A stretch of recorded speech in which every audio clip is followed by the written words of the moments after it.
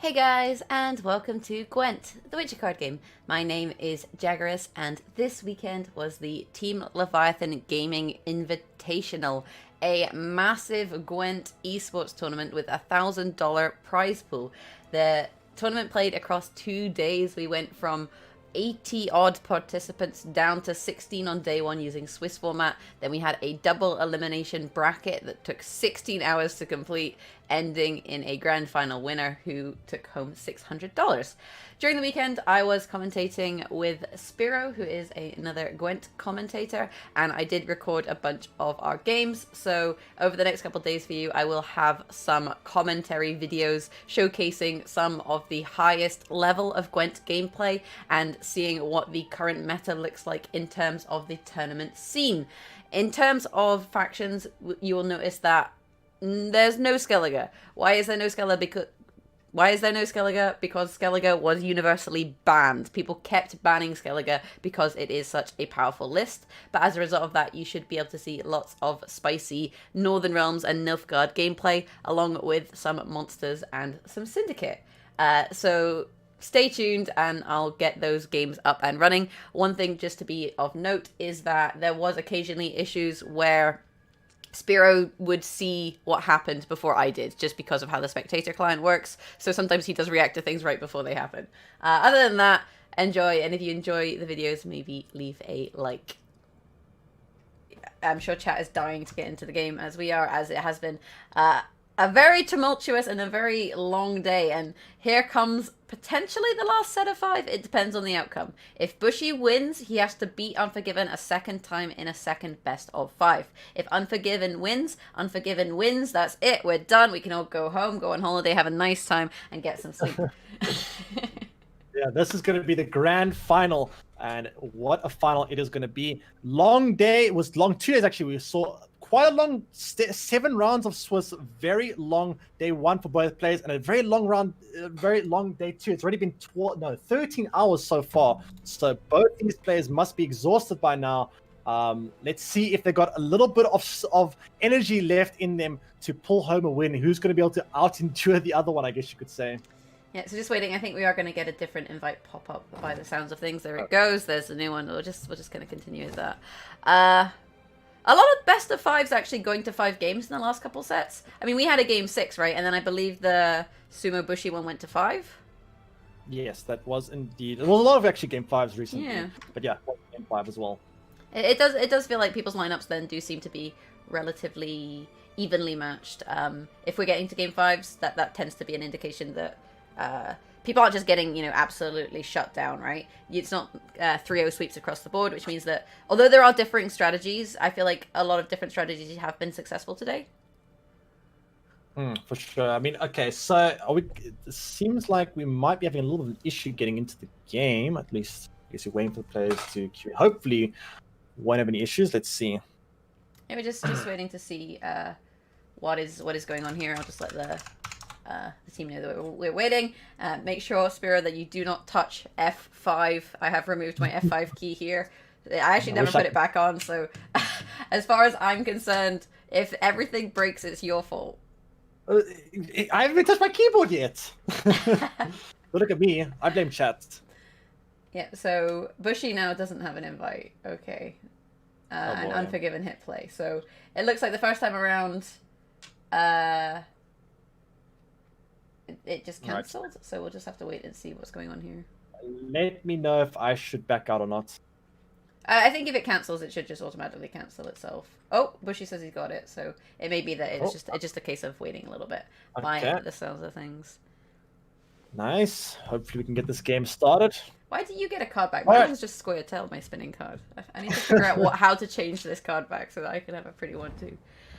Alright, so game number 1 of the grand finals, Bushy versus Unforgiven. Bushy will be going on red coin, going to queue in with the Syndicate as his red coin deck. Let me just switch the perspective real quick for us. Be careful not to hit F5. There we go. It is going to be Unforgiven on blue coin, Bushy on red coin, and we are going to see some nice boat gameplay to kick off the finals, I guess you could say. Yeah, we see a couple of the friggin' frigates in Unforgiven's hand. He's got a Carrot Cutthroat, a Radovid's Royal Guard, the Ballista. So a pretty solid opening hand in terms of having bronze options to play. He's also got the Bomb Heaver all set up, so Passiflora is not so good. It turns out that, you know, under COVID there has been lockdown and all businesses must be closed for the foreseeable, oh my god, I can't even speak today, future. Yeah, I mean, Bomb Heaver has definitely made quite a big appearance in this tournament. I mean, it is something that has kind of been laying a little bit dormant since the new Master Mirror expansion. People have kind of been, you know, experimenting with new decks, not really running Bomb Heaver, a lot of Devotion decks running around, but it seems like in tournament settings, Bomb Heavers are definitely back in full force, it seems. I think you have to run Bomb Heavers in a tournament setting. I just feel like it's so painful if you don't have it in a lot of situations. I mean, we did see some players with the full-on devotion lists, and I guess it's worked in some scenarios. But in general, I just feel like the cost of 5 Visions for the sheer value that it provides when it goes off is worth it. Yeah, it's definitely quite a valuable card in certain matchups that can just kind of make or break games entirely. Like, so many games are almost decided by Bomb Heavers alone. So, very valuable card that in some tournament situations can definitely be the difference. And now we do see that Carrack Frigate being committed proactively from Unforgiven, and Bushy gonna counteract that, I guess, with the Slice Duchess for now. So let's see what Unforgiven is going to do. I would assume it's probably going to be something like this Radovid Royal Guard or the Cutthroat. And this is Radovid Royal Guard getting that Soldier Pocket set up on the board for the frigate. Time to click the boat, it seems. Yeah, you know, he did that first. He knew that was the first thing he needed to do, was to click the boat. He passed the boat clicking skill check. This Seductress, actually, with the state of the deck, there's no Boiling Oil or anything. So you're not overly worried about, you know, straight 4 points of removal, because Unforgiven's removal, a lot of it exists in things like Draug and Invisigood, which obviously you need to set up the whole human thing and then the boost thing. So Seductress from hand like that, just as an opener, is a nice answer engine to the Royal Guard. And, you know, maybe Unforgiven may regret mulliganing the Baron. Yeah, I guess in round 1, Baron, not really the card you want to be playing. Want to maybe rather find that in round 2 or 3. But for now, looks like Unforgiven is going to just keep this Carrack Frigate going. Obviously, there is a row punish in Bush's hand. He does have the Timboy damage all units on a row by 2, which means that all of these volunteers potentially might get erased soon from that Timboy, which is going to be a great card in this matchup, actually. Yeah, Timboy is powerful, but he can only be utilized once. So you have to pick the rounds where you think it's worth it, right? It's a lot of value, and you're going to see value from it, but if you utilize it this round, then the next round the Caravan Vanguards come out, plus Draug and his army of little dead things come out, and that's usually the round you want to play it in, right? When you can maybe remove some value there and clean things up a little bit with Ewald, rather than playing it, you know, you don't want to be overly zealous with your Tinboy, right? You got to find the right moment.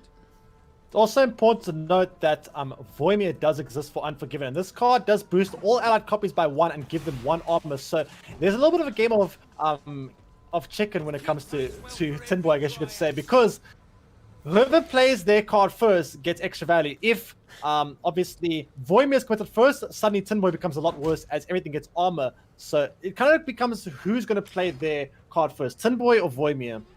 Yeah, but that does also come down to, you know, Gwent the Witcher card game / Gwent the Draw Your card game, because you do need to draw Voimir in order to play it. But then Bushy doesn't know that, so it could end up being that he ends up kind of jumping the gun with the Tinboy and playing it early when in fact he could have actually waited and losing value in that regard. But that depends on how you read your opponent's hand. Yeah, definitely can be a little bit of mind games there, as we now see Bushy going to commit the poison onto that Magic Lamp. Still has the Fist Tech Traffic in hand. Right now, though, pretty big point gap, but will we see Unforgiven contest this round any further? What exactly is he going to commit here? All these cards are quite valuable. The Reinforcements is quite valuable. Fallible, very valuable. Visigoud, very valuable. Draug absolutely cannot play. And Bomb Heaver absolutely cannot play either, so looks like you have to pass here. Just gonna pass here. Yeah, you can't commit any of that hand, and when your opponent has the poison there plus the 7 coins in pocket, they have quite a lot of catch-up potential, you know? So if you start overcommitting, it gives them the option of just passing. They've been like, right, I got enough out of him at this point, you know, he spent something good. But if you pass, they kind of take the round, so you're kind of stuck. Yeah, you kind of just have to pass because there's not really a better option. And Bushy just kind of deciding how it is he wants to take this round. Looks like Bushy, yeah, gonna have to do some math here, figure out what is going to be the most efficient way for him to do it. He's going to spend once with the Jackal, the making use of the Horde 7 on that, and let's see what he's going to do. Probably he's going to play a I would assume going to be the poison on the first take trafficker. You need to click a bit more if he does that, right? Because that's 8 points minus the 2 bleeding. Is it even enough, actually, if you come down to think about it? I think the poison possibly not quite enough because of the 2 points of bleeding, which means he actually, I think, had to commit the Ajar to get the money to get ahead.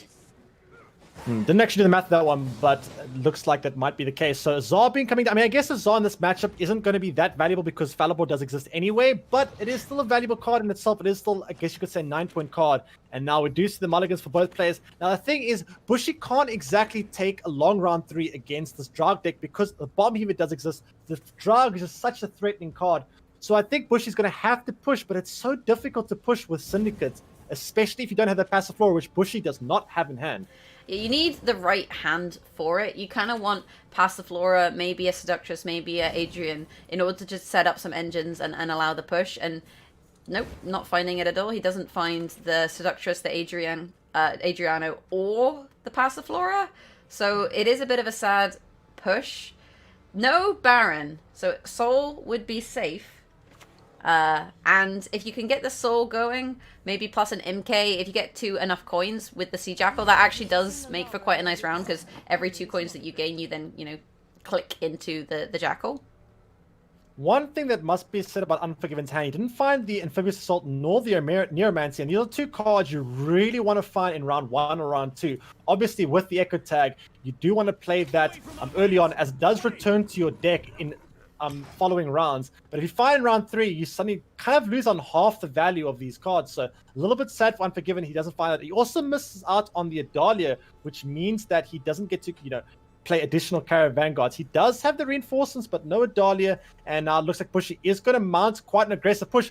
No Bloody Baron either for Unforgiven. So how is he going to deal with the Sal? He is not going to deal with the Soul, is the short answer. The Soul is just going to do his thing. And this positioning is really good for Soul, because the way that cards resolve, they resolve from left to right, right? So if you put the Soul on the right of the MK, you gain the coins before you trigger the Horde. So this is the kind of thinking here. I imagine the Fist Tech is going to be utilized as a self-poison, because Unforgiven doesn't have poison. So you want to try and get to 9 coins, get that Redanian, and get the Soul ticking. And then on the next round, Bushy can always play the Sea Jackal, and then just click it once per turn. It's kind of like your own boat. You know, he is a sea jackal, so he's got something to do with boats. He's a pirate, so it's basically the same thing, right? You click it and you get 3 points per turn.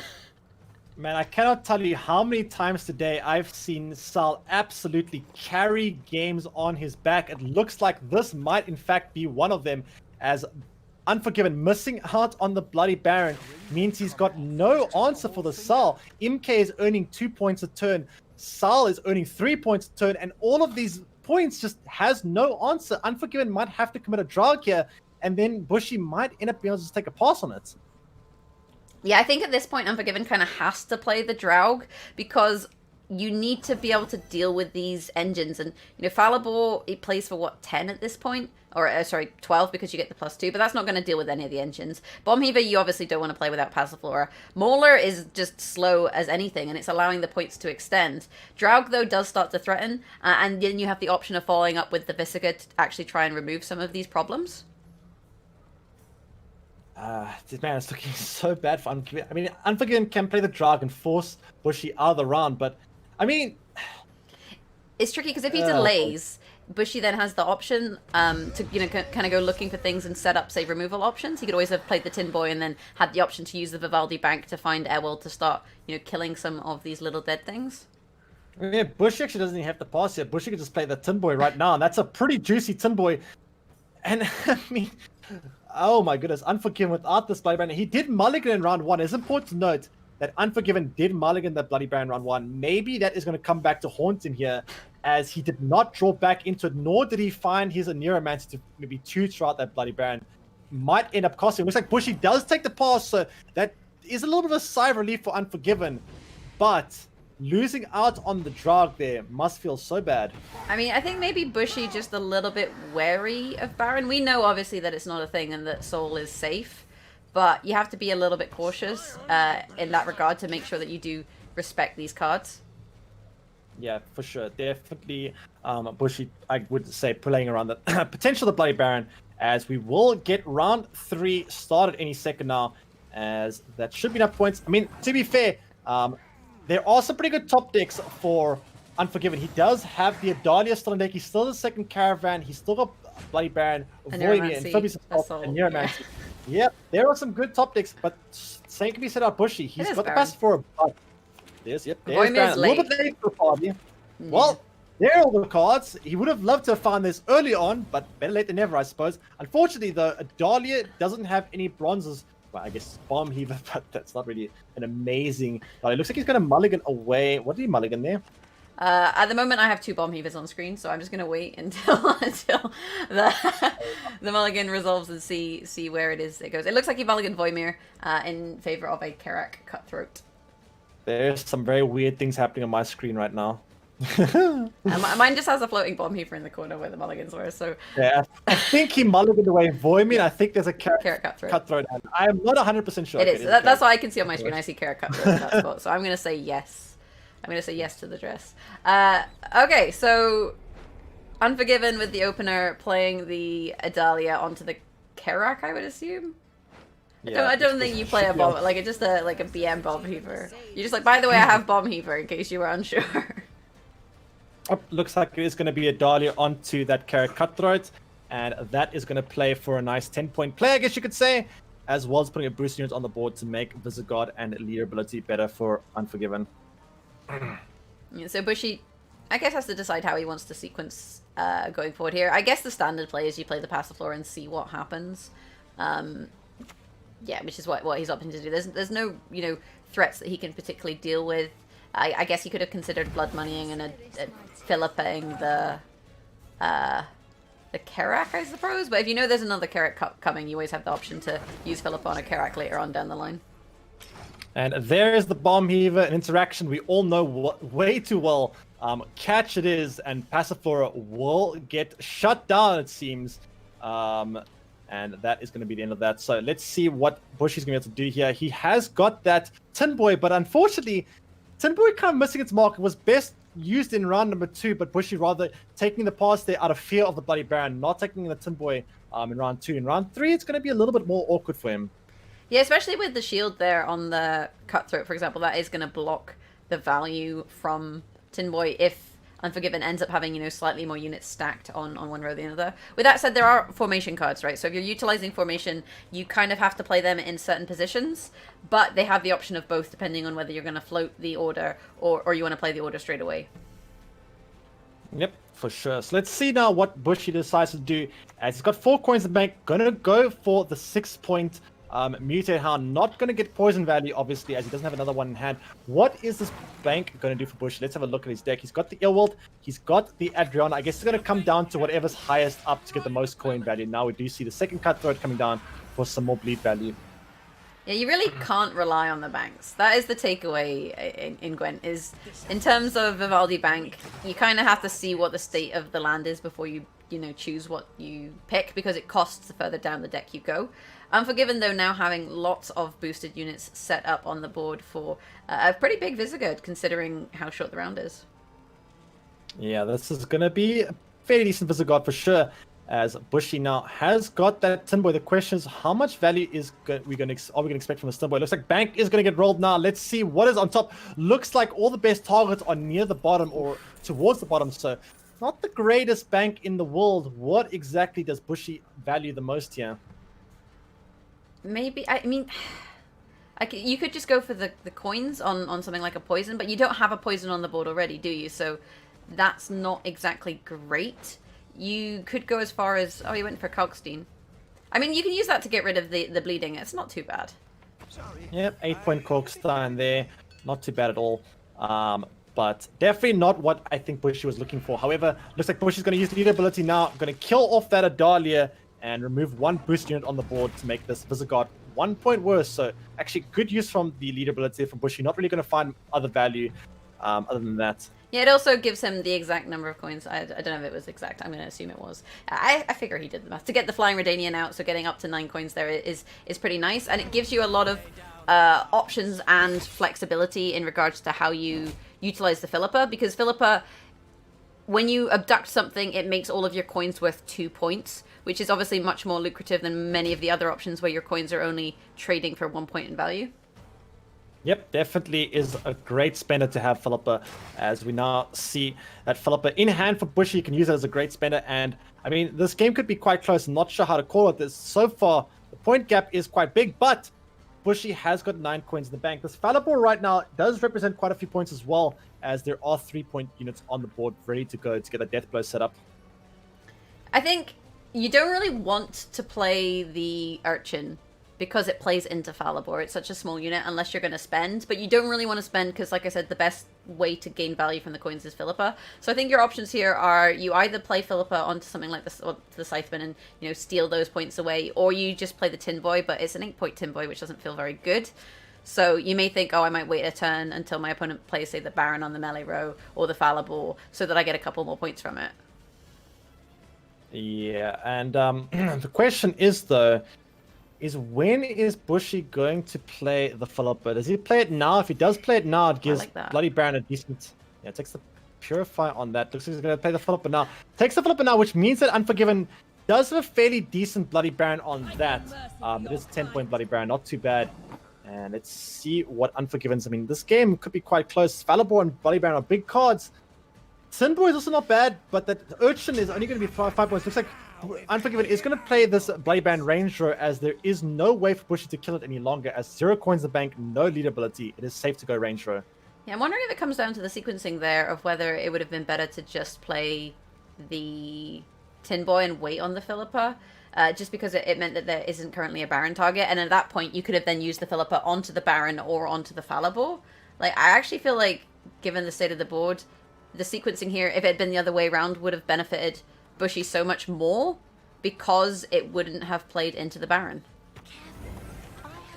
Yeah, that is potentially true, as now we're going to see the Baron reset onto that Urchin, it seems, and now Falibor can, of course, it's going to kill the Urchin, I would imagine. I'm going to kill the Urchin, and that is going to be a big gap, but I think Tin Boy will be enough. Looks like Bushy will take game number 1, I believe. A very close one, but game number 1 will go very Bushy, getting the early win through with his Syndicate against this Drag deck, which I think is a great win for Bushy, because this matchup is quite unfavored, I would say, for Syndicate. So Bushy getting that win through nice and early definitely is a big sigh of relief for him. Yeah, I think if if I'm Bushy, I'm pretty happy about that, especially given how kind of close it was. The Soul and the Bleed really did work out. I feel like mulliganing the Baron as Unforgiven kind of sealed the deal for him to a certain extent right from the beginning, because if he'd had that Baron in round 2, he maybe wouldn't have had to commit quite as much and would have had more synergistic tools for the final round. Yeah, definitely that Baron mulligan there might be where we look at, but again, it is something that you don't want to have in round 1 sometimes. Sometimes you do end up mulliganing away these good cards in round 1 because you don't really want them in round 1, but the risk is, of course, if you don't draw back into them later on, you can sometimes regret it.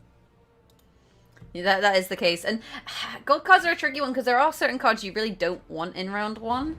And, you see people mulliganing Osrils, for example, quite often. The downside is you have to be able to find them. And I think as Unforgiven, it does make sense when you're running a Neuromancy, for example. You have consistency cards in your list. He just didn't find it until the very, final round, at which point it was too little too late. Yep, too little too late definitely was the theme of that game, I think. As game number 2, Bushy will find himself on blue coin, playing Northern Realms himself up against Unforgiven's Nilfgaard. We saw this matchup happen in the first series between Bushy and Unforgiven. Unforgiven actually managed to get a pretty clean win with it. Let's see if Bushy maybe learned a few lessons from the first finals and how he's able to perform this time around. He maybe learned that Lamba and Slarinder. Slarinder sounds like a weird girl's name. Oh, hi, I'm Slarinder. Nice to meet you. Lamba and Surrender, not good when you are playing boats. They make the frigate sad. So then you kind of have to invest in drummers instead. But I don't know. We'll see what Bushy's learned. Let's see if he's got any notes from the first game. As he's going to lead off with that Rat of a Draw Guard.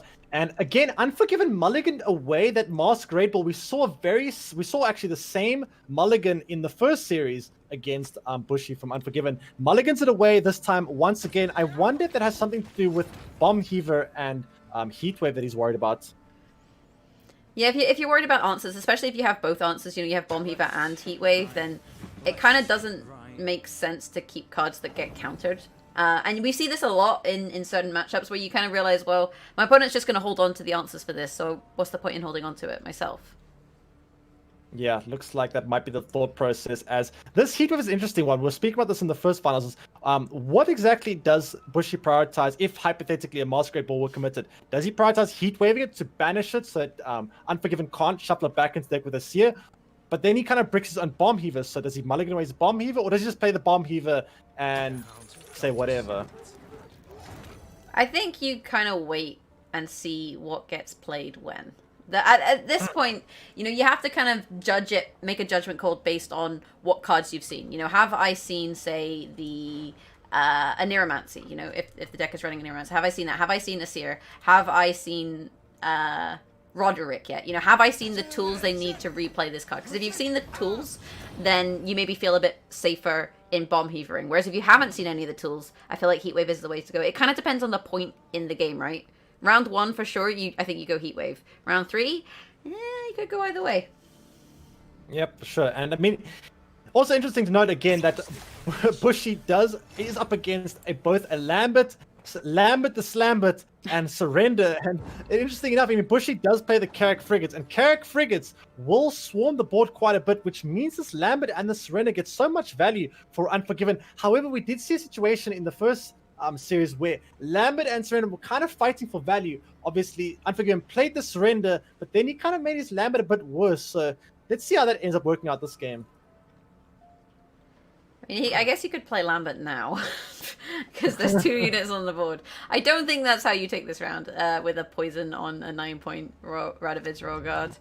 Instead opting to utilize the Rot Tosser. And I like the Rot Tosser here over the Fangs because you're a Rot Tosser when you play it in a regular round before someone passed. They always have the opportunity to kind of deny it in some way, especially with cards like Cursed Knight. Whereas, because Bushy has passed, it means that you can guarantee the poison there. So you're just playing it in the same way as you would a card like a Fangs.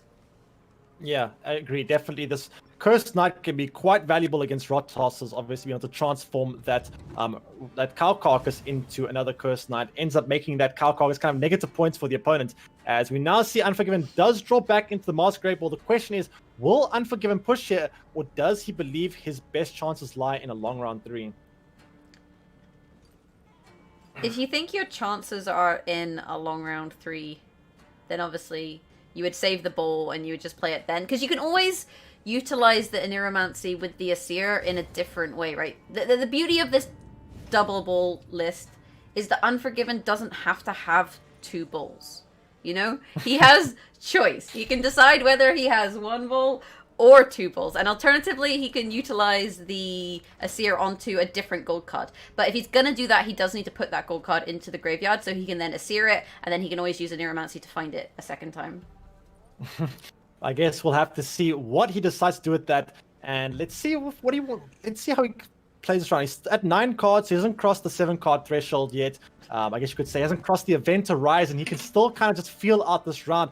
Drops the Dead Bomb Heaver. Obviously, Bushy does not play any scenarios, so this is just an uncommitted way of just saying, is your hand maybe too good? Do you have a problem playing bronze cards here? Let's just see what you got. You can play this without any risk for the time being.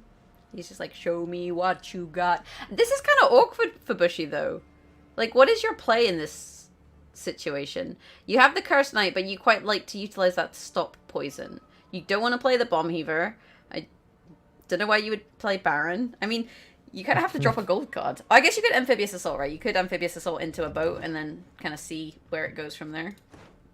Amphibious Assault is an echo card, so obviously Bushy does want to play this in round 2 anyway. It's going to return to his deck, so he can kind of play this Amphibious Assault and just do whatever for the time being. So I would expect that Bushy does not want to play any of these bronze cards. Likely we'll see an Amphibious Assault coming out to just defend this little bleed here. Let's see what he decides to pull out. Looks like he's going to pull out a Carrick Cutthroat, and that is going to be a 9-point brag to play with 3 points of bleed as well. So nice little use of Amphibious Assault there. A 9-point poison target, right? You have to play the Amphibious Assault there, and you have to decide what it is I want to play. When you're playing against Surrender and Lambert, the boats aren't actually really good value, so playing into something like the Carrot Cutthroat is better. But in doing this, you are also playing into poison, right? You're kind of playing into your opponent's strategy regardless of what you do. And now we do see Unforgiven going to play the Neuromancy, also an echo card, something that you want to play. Looks like he's going to play the Asir. He's maybe going to do an offensive shuffle and try and make Bushy's. Looks like he is going to shuffle back. Did he just shuffle back the Amphibious Assault? Oh, that's actually very interesting. That's actually super interesting from... So, Asir shuffling back the Amphibious Assault means that it doesn't put it back on top. It now goes back into the deck, but at a random area, which means that Bushy is no longer guaranteed to draw back into it. So it's actually a very cheeky use of Asir there from Unforgiven, an interaction that I have not seen before. Using that Asir to shuffle it back into a random position rather than going back on top. Oh, sneaky, very sneaky. Well, I think we both know the answer to, is he going to Heat Wave or Bomb Heaver the ball at this stage in the game? I think the answer would in fact be Bomb Heaver. But it does mean that Bushy is quite free to play the Heat Wave now on pretty much whatever he likes.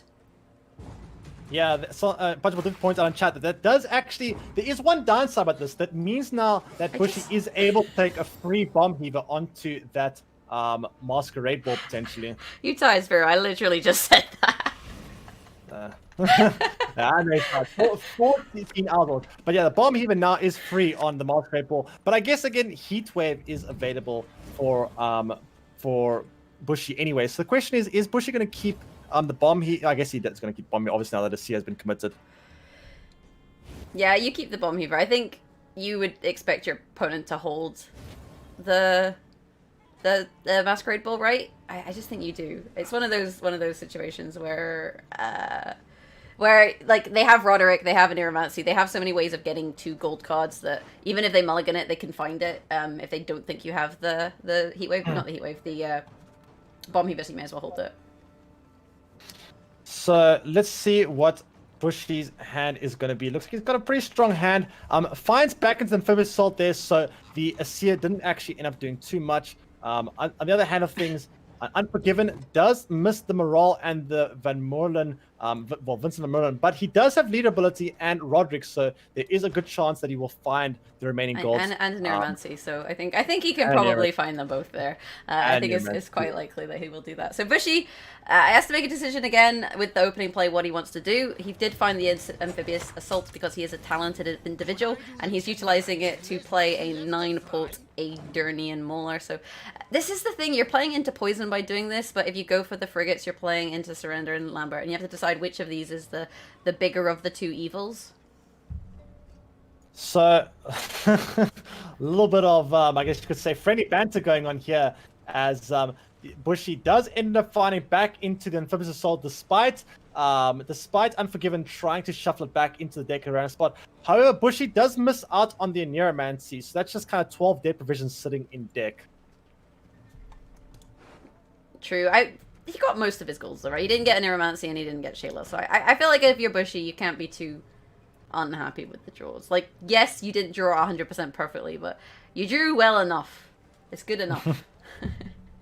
Interesting to note, Bushy is not prioritizing taking out any of the Carrick frigates. I guess he's doing that because he's scared of the Lambert and Surrender, so deciding rather not to go at the Carrick frigates, as they kind of don't really do much against the likes of Lambert and Surrender. Magni division coming down here for Unforgiven in the range row, up to 4 points. You can answer that is the answer to 4 points. You have to decide if you think you're going to need to answer something more. I don't mind the answers here though. I feel like the Magni does go pretty big. On the other hand, it gives you a Baron target, so maybe you just leave it.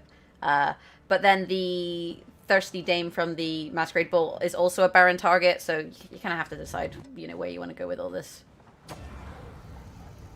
The interesting thing is, Unforgiven can potentially proc 2 chapters in one turn of the Masquerade Ball. If he were to play leader ability on the same turn the Masquerade Ball is played, he can play something like a Thirsty Dame or a Vincent or maybe even a Van Moren Hunter, and that can mitigate a lot of this Bomb Heaver value from Bushy potentially.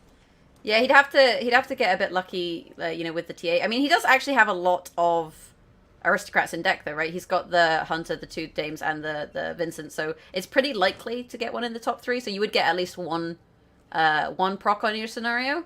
It's one of those situations where you kind of want to have Roderick in deck in some ways, just so you can find him and then play into Vincent and do the whole 1-turn shenanigans. I think the Bomb Heaver is still worth keeping though, even if you only deal with one chapter of the scenario. Yeah, still not bad value. I think for ideal situation for Unforgiven, it will be something like Masquerade Ball, and then Leader into the Thirsty Dame, then play Roderick into obviously a Vincent, and then play the and then play the Neuromancer into the final goal. That's probably going to be more or less. Ooh. Okay, looks like he's going to go for Roderick now. Better be careful, running out of time. I hope he didn't rope out. Morale.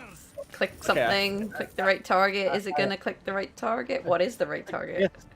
Yeah, I actually don't know if he was going for the.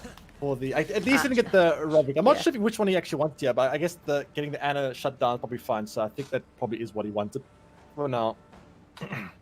Yeah, the Anna is fine because you still want to remove it, right? It's still an engine. Bushy here, if he wanted to use the Fallible to kill the Magni, he had to play it now. So you are sacrificing the Anna, but then if you play the Cursed Knight, you're sacrificing the Anna anyway.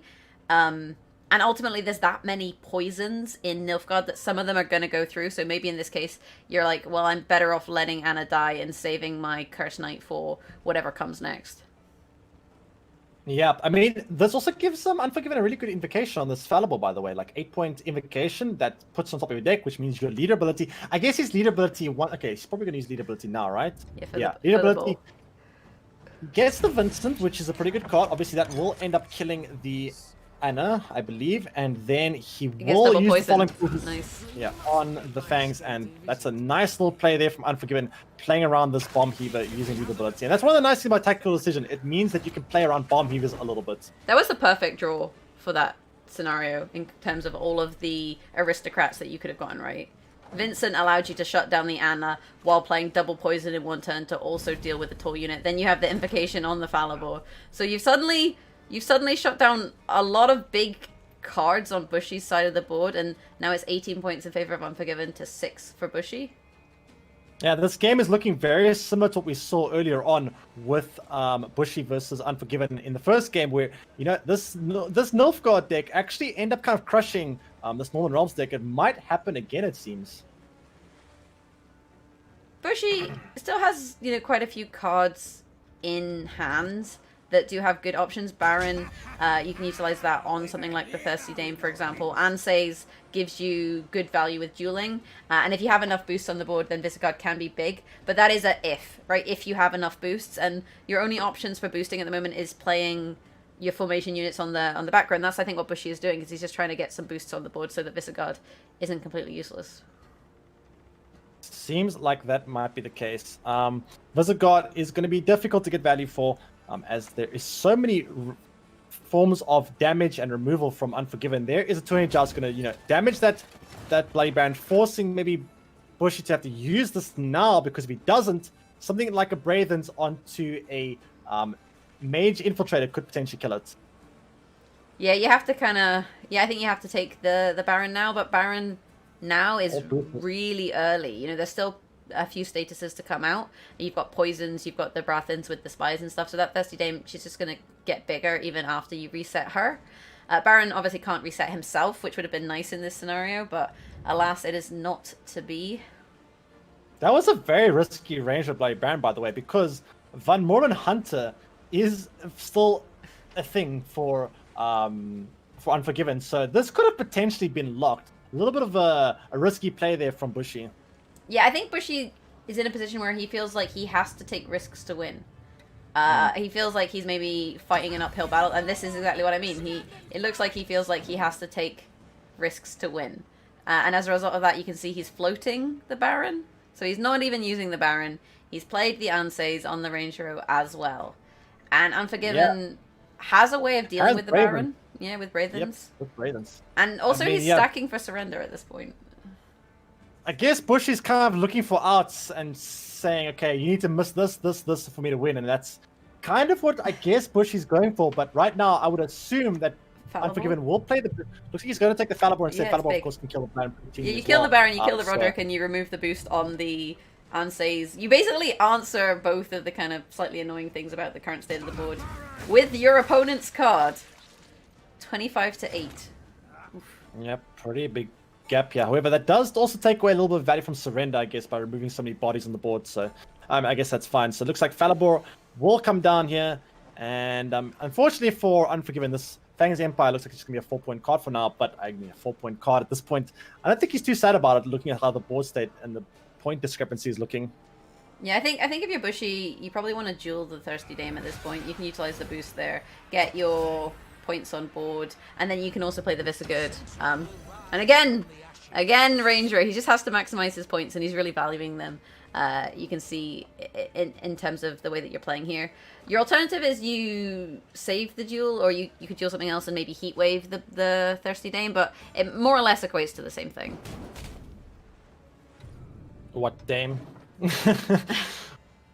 No, I'm just replying chat. Anyway, Bushy is going to be playing, I guess, this Cursed Knight just as a 6-point card. Not really much value to get from transforming. And this Heatwave looking like it's going to be a 7-point card, unfortunately, in this matchup. Yeah, the Heatwave being played for 7. The Surrender at the moment's, what, 4? and 6 points on the Cursed Knight is not so good. You do have a bunch of Visigood charges that are about to show up. And in terms of Unforgiven's hands, the Fangs as well is only going to play for 4. So, I don't know. I feel like Brathens is a really big play.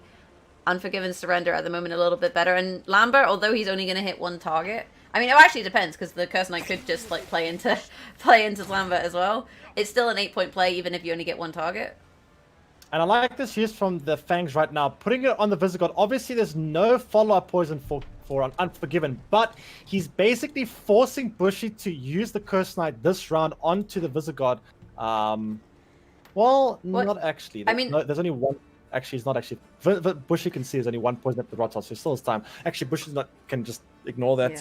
I was going to say the last poison is the Rot Tosser, which you can also actually you want to wait on, because you really want to use the Cursed Knight on the cow carcass if that exists, right? So you're not really too bothered. Maybe you just go Surrender here, because you're not likely to see more than 6 points of value, and then utilize your pings, or you can float the pings if you don't feel like the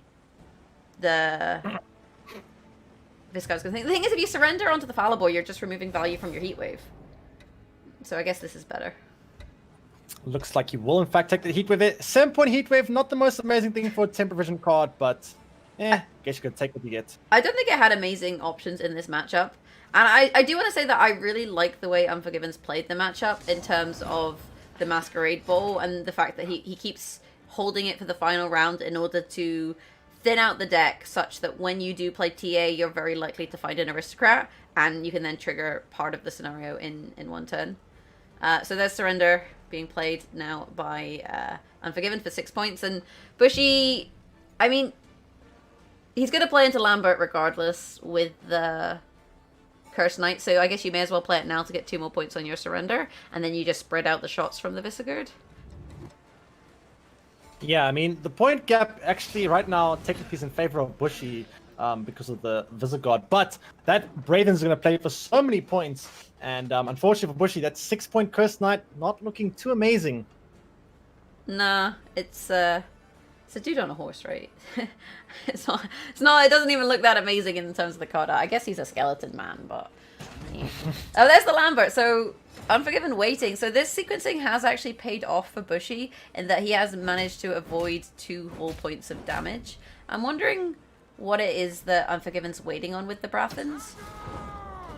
I mean, I guess I just haven't found a good enough target, but this Braden's will be more than enough. So it looks like Unforgiven will take game number 2, ties the series all up 1-1, getting his win through with Nilfgaard. Once again, this matchup looks like it's just a fairly good matchup for Unforgiven. Fairly comfortably taking the match once again.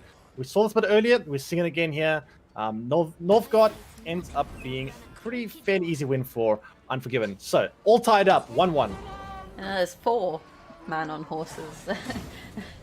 Just the whole cavalry has arrived right in time for the end of the game. Yeah, I think the deck just kind of shuts down this Northern Realms list because of the surrender and because of the Lambert. It makes the way that you sequence the list and play the list very awkward if you're trying to avoid those things, because you end up playing these tall bronzes that then play into the poisons.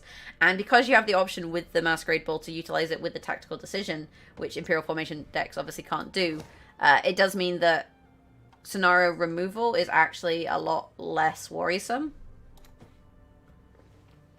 Yeah, interesting. I mean, that's such a nice thing about tactical decision is the way you can play around, artifact removal with that leader ability. Tactical decision is it's a very weird leader. Like it's a kind of a bad leader, but at the same time, in certain situations, a very good leader. Being able to proc, 2 or 3 chaps of your scenario in one turn can be in certain situations very clutch, which it was there for Unforgiven. However, the leader ability itself is inherently quite weak compared to others, but that ability to do 2 things in one turn can, of course, sometimes make or break games. Yeah, it allows you to make a tactical decision in terms of what you want to do. And Nilfgaard is one of these lists that does have a lot of moving parts because you interact with your opponent's stuff and because a lot of your stuff interacts with your other stuff. Like, all the stuff is stuffing, basically. But because of that, having something like a tactical decision where you can go and find certain cards, especially with things like the Invocation where you can put something on the top of your deck, it does actually have a lot of different applications depending on your matchup. And looking at this now, we're going to be a Northern Realms mirror, it seems. This time it's going to be Unforgiven back onto this Drow deck, whereas Bushy going to be on this Northern Realms mid-rangey, engine-y type of deck. Let's see who's going to come out on top. I'm actually not sure who I pin as a favorite in this one. Both these decks have their own merits. Obviously, Drag being fantastic in a long round, but Bushy does have that surrender, which can counteract this Voimir entirely. I think it comes down to round 1, right? Round 1 is a big moment for deciding who has control, because Bushy would want to bleed the Draug list, because Draug in a very long round is just sad. Even if you have engines, like, Draug is just really horrible to play against. And if Bushy wins the round, he does have the option to do that. And because he has these mid-range cards, he can play, tempo in very few plays. But if Unforgiven wins, he then has the option to go into the long round with the Draug and all of the, volunteers or the Caravan Vanguards, and kind of decide how he wants to play out round lengths, which is quite scary. Yeah, and I think first say matters also quite a bit in this matchup. So let's see who's going to get that first say, as Unforgiven now committing his own Carrack Frigate. Both players here getting those boats established, and we're going to see some boat clicking action underway any second now. There's the first click. Bushy going to activate his frigate, and of course Unforgiven probably going to do the same thing. Respond with a click. Interestingly, on my screen, the Aedurnian Mauler is invisible. I was just like, what card is meant to be there? I've checked your screen, so I do know what it is. And okay, did he just play it? Yes, he did just play it. Okay, it's also invisible on the board, so I don't know what's going on my end. So I get a little bit confused about the state of the board. Literally, there are invisible cards going on. But other than that, I do see a lot of boat clicking. Yes, boat clicking is something that is going to happen. Yes, the question is, who is going to take round 1? Looks like Bushy is going to have a bit more engine power with this Temerian Drummer and Trident Infantry combo going. So right now, Bushy getting, I believe, his 4 points turn, and Unforgiven only getting 2 points turn for the time being. So let's see what Unforgiven is going to do here, as he does have access to some Amphibious Assault, and Bushy, unfortunately for him, does not have access to it. So that might make a little bit of a difference here. It is worth being aware that 2 of Bushy's points are also passive point generation. Boats you have to click, drummers and tridems, they just do their thing after you pass. So some point generation per turn is in some ways slightly more valuable if it's passive like that. And it does mean that if Bushy opts to pass, he's still getting points per turn, which makes, Unforgiven needing to have a little bit more reach if he does want to try and get ahead. That is very true indeed. That passive point generation can be quite valuable for Bushy should a pass occur, as now looks like Unforgiven going to commit that amphibious assault, pulling out this ballista, which, if Bushr is not careful, this can of course kill this drummer, as drummer is only down to 2 points, ballista can do 2 points damage, so this drummer might be on the verge of dying. It could be enchantress. That's not a verb, to enchantress. You know, you have this entry in enchantress there, so you can boost him up just a little bit with that and try and protect him. But you still, you know, it's not a great play when you think about how big the point gap is. So you have to consider, okay, if I do that, what is my follow-up if my opponent passes? I guess you just click the boat. I guess the follow-up is click the boat and get points per turn. Unforgiven can of course play reinforcements on the ballista to kill off that drummer, it seems, which is exactly what he ends up doing. Kills the drummer with that reinforcements. Obviously not the most amazing reinforcements, but it gets the job done. It kills off that drummer, which denies Bushy 2 points a turn. I wonder how Bushy's going to play this surrender. We saw in one of the previous games with surrender, it kind of got played later. Like, it could have been played in round 2 and seen a lot of value, but because it was held on to, it wasn't as impactful in round 3. This obviously is round 1, so there is still the potential of a longer round 2, but at some point you have to think like, oh, if they have Voidmere, I'm losing value here. So do I take the value now, or do I save it in the hopes of it being more useful later on?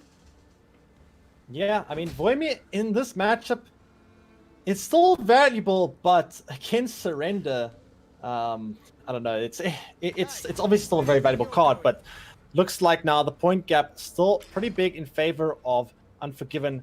And what exactly is Bushy gonna have to commit to take this round? Like, I think he wants to take it, but as you mentioned, if he commits surrender now, it's such a valuable card. Like, he doesn't want to commit it now, but if it wins him the round, is it worth it? I guess we'll have to see. I think he has enough points per turn at the moment that he should be able to close the gap just with clicking boats. And, you know, he's got this vitality, right, that's getting technically +2 rather than +1. So there's 4 points in the vitality. You get another boat click on the next turn. It gives you another 6. So I believe the Kedweli Knight in that situation is good enough. But the thing is, Unforgiven still has cards that he is quite comfortable playing here, like the Carrot Cutthroat. Like, both players had pretty good round 1 hands, I think, to really try and push for the win. Yeah, both players did indeed have some pretty strong round hands. And unfortunately for Bushy, though, he did miss out on the Amphibious Assault, which is a card you really want in round 1. Also missed out on the Neuromancy. So, I mean, Bushy's hand isn't bad, but does miss out on 2 very important pieces here. So, let's see what Unforgiven is going to do, as he's kind of starting to run out of cards he wants to play. Like, you really don't want to play this Caravan Vanguard without the Adalia. You don't want to play this Bloody Baron yet. You also don't want to play Drag at all. And there's a surrender you were talking about earlier. Click the boat. Does Bushy? I think Bushy gets ahead with this. That could be quite scary. Click the boat. Click the boat. Click the. There we go. There we go. Yeah, quite a bit ahead actually. Like, I think that was a nice time to play surrender. But Unforgiven is still going. Unforgiven heard the click the boat chant. He's like, I got this. I'll click the boat if you want me to. But he's spent a lot to do it. You know, is he gonna have enough units for Draug at this stage? I mean, Unforgiven does have a big Bloody Baron onto that Trident Infantry, but she has a big Bloody Baron onto the Ballista, so it's net neutral. If Bushy is able to force out Draug out of Unforgiven, suddenly things go really bad for Unforgiven. So I think maybe Unforgiven overstaying his welcome in round 1, it seems. Yeah, I think at this stage he has overstayed. You know, he might be comfortable playing the Baron onto the Tridam, but Bushy does have his own Baron onto the Ballista in answer. And at the moment, he can just play the Cursed Knight, click the boat, and get ahead. Right? He doesn't even have to. Although if he clicks the boat, he can't play melee row Baron actually. So maybe no boat clicking. Yeah, I feel like I need a shirt that says "click the boat" or something at this point. You need an emote. It just needs to be a cursor in a boat. Oh boy. That'll be $30 for the idea, by the way. Bloody Baron now. Probably gonna have to be committed from Unforgiven, but again, Bushy has his own Bloody Baron, which he can counter commit. Exactly. So this is Bushy's round. I think Bushy's quite happy committing the Baron as well, because the reason you would hold the Baron against Unforgiven's list is that you want to deal with a Scytheman. But when you've shortened the rounds this much, the Scythemen aren't actually even going to get that big. So, oh, bloody hell. We enter the fray. Wow, Drog being committed in round 1. I imagine Bushy must be super happy to see that. Huge commitment for Unforgiven. One of his biggest win conditions has now been played in round 1. And I imagine Bushy can still, he can put pressure if he wants to. He can still play a Bloody Brand. But then, of course, I mean, at this point, Unforgiven can very easily, just counter contest it. But, I mean, maybe Bushy puts the pin on the Baron and then just wants to trade Baron for Baron. Yeah, it comes down to here is does Bushy feel like he wants to trade Unforgiven's final card? Where does he put it? Maybe he thinks, if it's a Voimir or something, where it would be it's not really worth trading because later on it would be, it's not going to be that valuable after you've committed this much. And it looks like Bushy does not want to make that trade, is rather going to take the pass there, happy enough to see the Bloody Baron or the Drag being committed rather, as let's see the top deck show by these players. Bomb Heaver not going to do anything in this matchup. Bushy does end up finding the Neuromancy a little bit late, but better late than never, as both players finishing up their mulligans in round number 2. It's not bad in round 2, especially if your opponent dry passes. It means that you can just utilize it to thin a card you don't want to draw into, in that regard. So I feel like finding it now is much better than finding it late in, say, round 3. And it means that if Unforgiven does try to bleed, you have access to literally anything in your deck. And if they don't try to bleed, you can use it to thin the Bomb Heaver. I think that would probably be the most sensible choice, right? And then not draw into that in the final round, so improve your draws slightly. Yep, that is definitely true. So let's see what Unforgiven is going to do here, if he's going to decide to push or not. I mean, both players have pretty good hands, so I don't know what Unforgiven is going to really end up achieving ultimately. I mean, maybe he's hoping that Bushy's hand is bad in round 2. Maybe he can, try and get something going. But as we can see, Bushy's hand is definitely not bad at all. Yeah, not bad. Not bad at all, as Geralt would say. Yeah, so Unforgiven, you got to decide how you win this when you've spent quite a lot going forward. I mean, in terms of the deck, there's a Dahlia still in there, you've got Visagurd still in there, you've got Voimir still in there, and a Neuromancy that wasn't found. Your hand's okay, but I don't think an okay hand is good enough to bleed when you're a card down in a mirror match. Yeah, it looks like Unforgiven is going to take the pass, and Bushy is going to use the Neuromancy, and he's going to thin out that Bomb Heaver so he doesn't have to worry about top decking into it later. I love when the players do what I say. He was listening. I really hope he wasn't listening, obviously, because this is a tournament. But I mean, I'm just gonna shut up at this stage. Looks like round number 3 is about to happen. Like I said, the scores are all tied up right now. Obviously, Unforgiven is on the winner's bracket side of things. Bushy fighting from the loser's bracket. So Bushy does have to win twice in a row in order to win the finals, whereas Unforgiven just needs to win one series if he wants to claim that first place prize. So we see Bushy deciding on the mulligans, and there is the Amphibious Assault, which he did not draw with the Neuromancy because he could draw it by himself, as he is a talented individual, and thus was able to mulligan to thin the Bomb Heaver. And let's see now what what Unforgiven is going to do here. As Bushy is going to have to play proactively. Of course, he's got the Amphibious Assault. What can Amphibious Assault grab? It could grab a Carrack Frigate. Looks like Bushy does miss out on Falibor, Visagard, Heatwave, and Sheila. So some cards not being found. On the other hand, looks like Unforgiven missing out on a Dahlia, which you can obviously find with the Neuromancy, and you can find Voimir if he wants to with the Amphibious Assault. Although at this point, in Neuromancy not looking, or not Neuromancy rather, but the Voimir not looking that amazing. No, it's Voimir is... I feel like so often you see these situations where Voimir, he plays for like 6 or 7 points just because people know how to play against this list. Especially because Draug was a list in last meta. Admittedly, it played slightly differently, but it more or less did the same thing. And so if you knew how to play against that list, then you should have a good idea of how to play against this variant. So, past information actually being quite useful. See Adalia being utilized here with the Carrack Frigate to get a friggin' frigate on the board, and we now have a ship to click. And everybody cheers. Yay! Yep, more ships to click indeed. So there's the dollar, and we're going to see another frigate coming down, as Unforgiven obviously has a second one in hand. Although that boiling oil, looking at that ship like a juicy snack, I mean, at least the second ship at least. So let's see what happens. Bushy is going to be up against a shielded boat, so this boat not going to have an answer. He's going to go for the Amphibious Assault, going to get his own boat. Looks like we're going to go again with the boat gameplay. looks like players have not had enough of it in round 1. They're going to do it again round number 3. Oh, some boat on boat action. I ship it. It's it's I don't know. It just comes down to clicking boats, and surrender's been played, so you don't really have the nice answer that you like. But having equal engines does mean that they kind of cancel each other out, right? It's like, I don't know, Newton's laws of forces. Every action has an equal and opposite reaction. Every boat has an equal and opposite boat, and both of these boats mean that effectively the volunteers are a net neutral.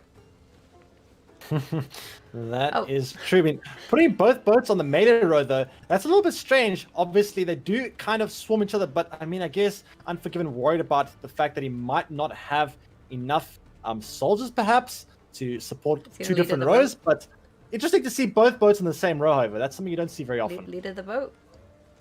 Are you scared of oil? Is the boat going to be dipped in the pontar? Well, actually, in the oil. Unforgiven is... Oh. Nope. Apparently not scared of a boiling oil, but Bushy does have that oil. I think that's going to be an easy oil from Bushy answering off that boat, I would assume. I mean, you can also with Unsays, I suppose. Yeah, I was going to say, why do you save the oil? You know, because Unsays does have reach for taller things. So I don't think you would Unsays when you have a perfectly good boiling oil. You've got this perfectly good oil. It's just, otherwise it's just going to waste. So I think you do oil the boat. The question, I guess, in this regard is, you know, what is your Unsays target, or what are your other targets? Like, if you weren't going to oil the boat, why? And given the state of Unforgiven's hand and what's left in his deck, I don't really feel like there's a lot else you really want to answer. You know, maybe something like a Royal Guard, but you have Unsays for that. So, I don't see why not. Yep, I mean, this looks like a pretty easy boat.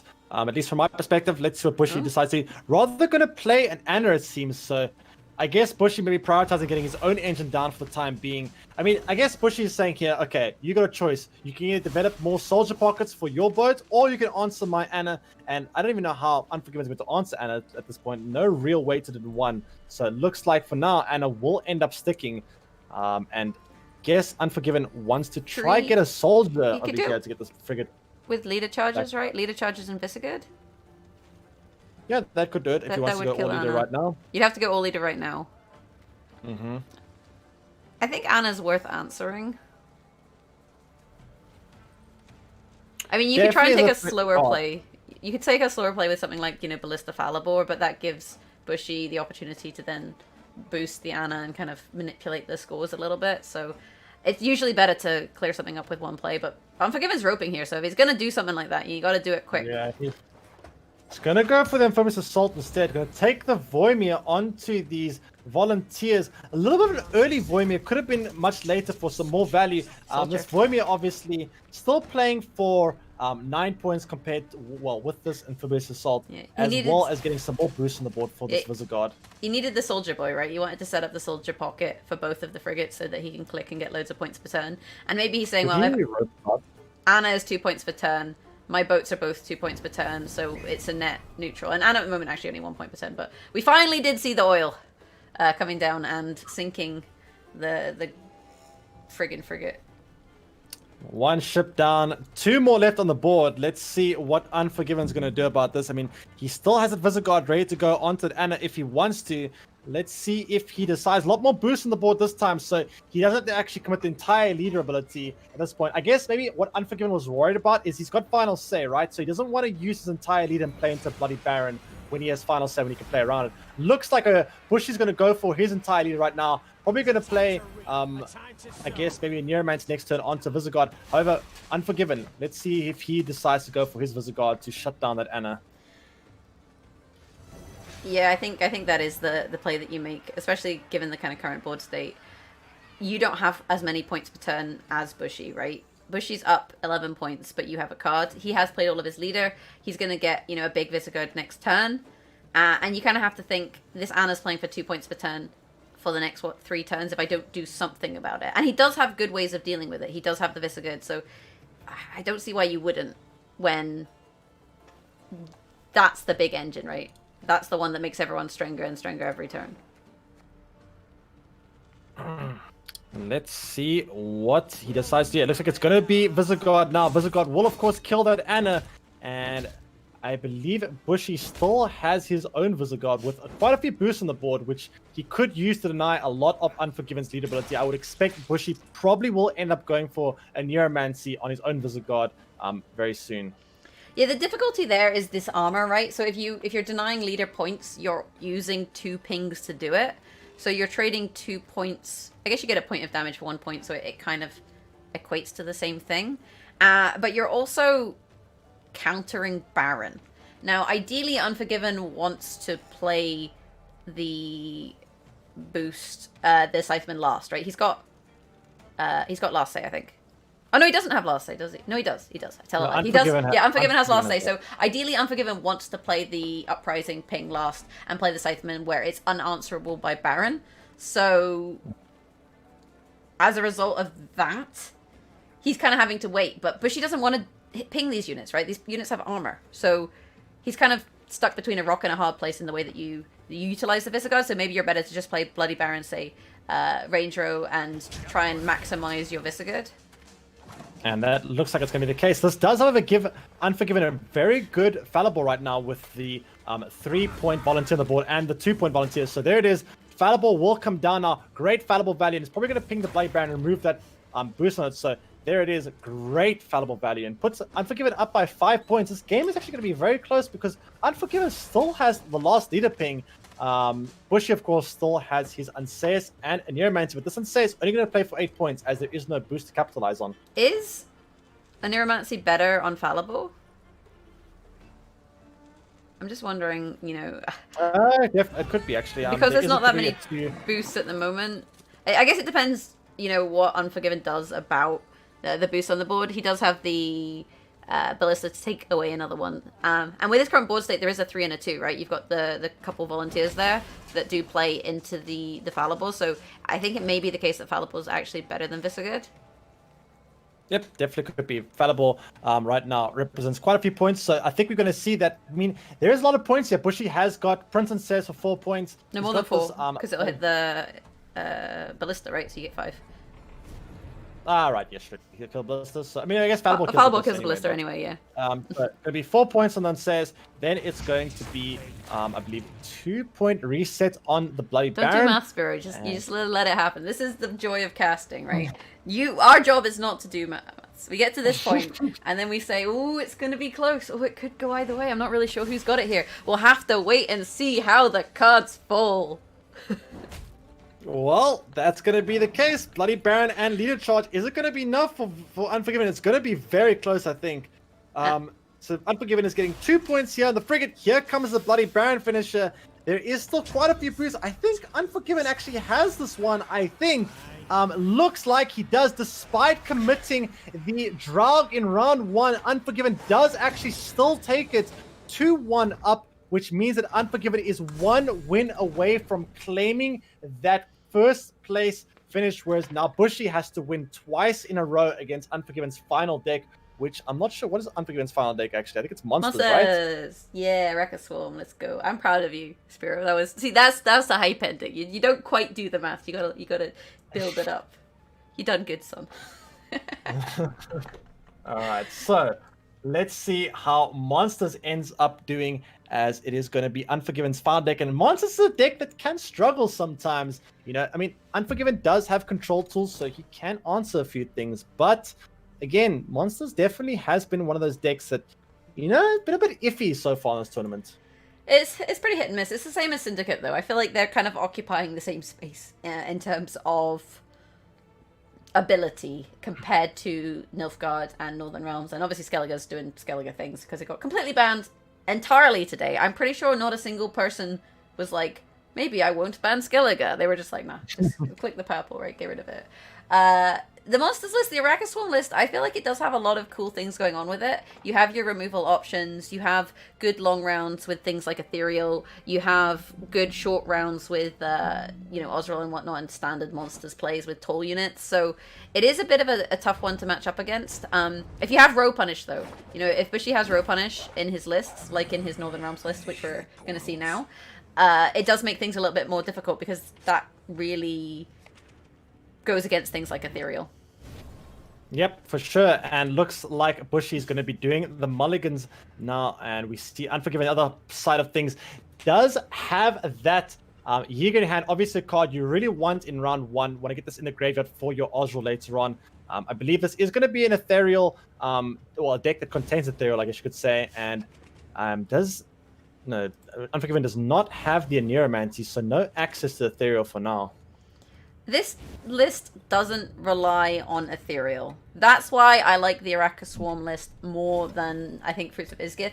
You see Fruits of Isgith's list quite often, there's the Aneromancy though, that rely on ethereal. Whereas this list is like, I have ethereal, and I like playing ethereal.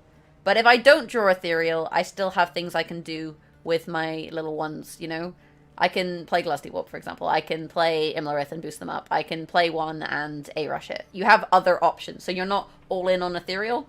And I think that's a really good strategy for monsters in the way that it utilizes that card. Yep, definitely can be quite nice. You know, a lot of decks, as you mentioned, like Fruits of Isgith, very all in on it, and it can make very awkward situations where you don't have a very... You're missing pieces of your combo, whereas this deck, as you mentioned, is kind of just, it's you can play it whenever. It's not a win condition, it's just a good card.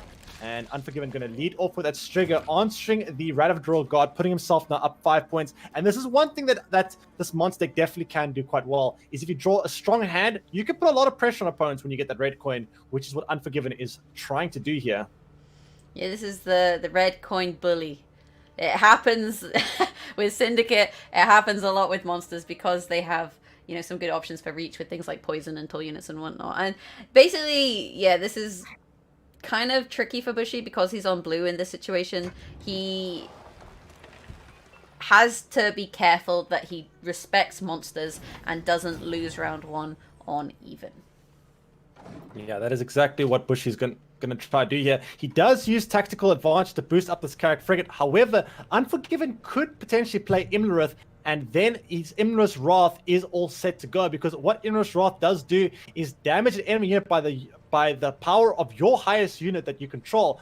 But if you have Imlerith on the board, destroy it instead. So basically, Imlerith turns this Imlerith's Wrath into a heat wave. Looks like Unforgiven rather going to lead off with the Yugen. This still allows Imlerith's Wrath to kill this Carrack Frigate, and I think that might be the follow-up for Unforgiven at this point. Yeah, very few things actually powerful enough to sink a Carrack Frigate, but apparently Imlerith's Wrath, not even Imlerith, just his wrath, like he just emanates pure anger, and it's enough to sink a boat apparently.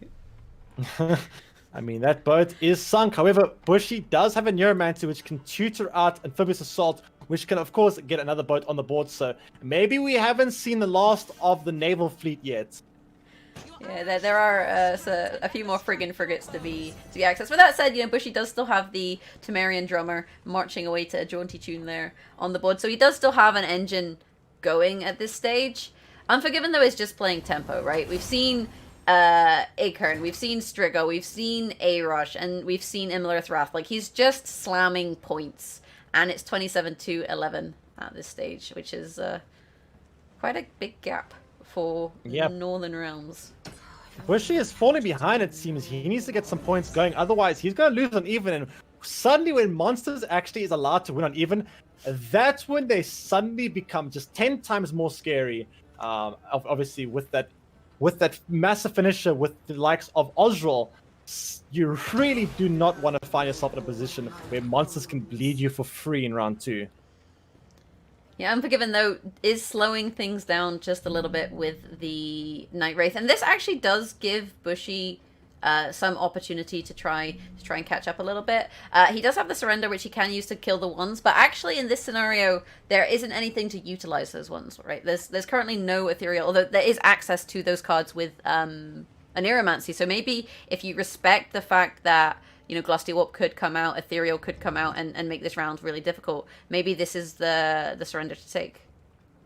A little bit unsure about this position for the Night Wraith. Why did he put it there? Shouldn't this go on the left of the drone in case Unforgiven wants to play that Ethereal? No, this is okay because it means you can Endrega. So you can play the Endrega Warrior between the drone and the Night Wraith. You consume the Night Wraith getting 2 more rats, and you consume the drone getting another drone. So the positioning here is just to play into the Endrega Warrior rather than because of an intention to play Ethereal.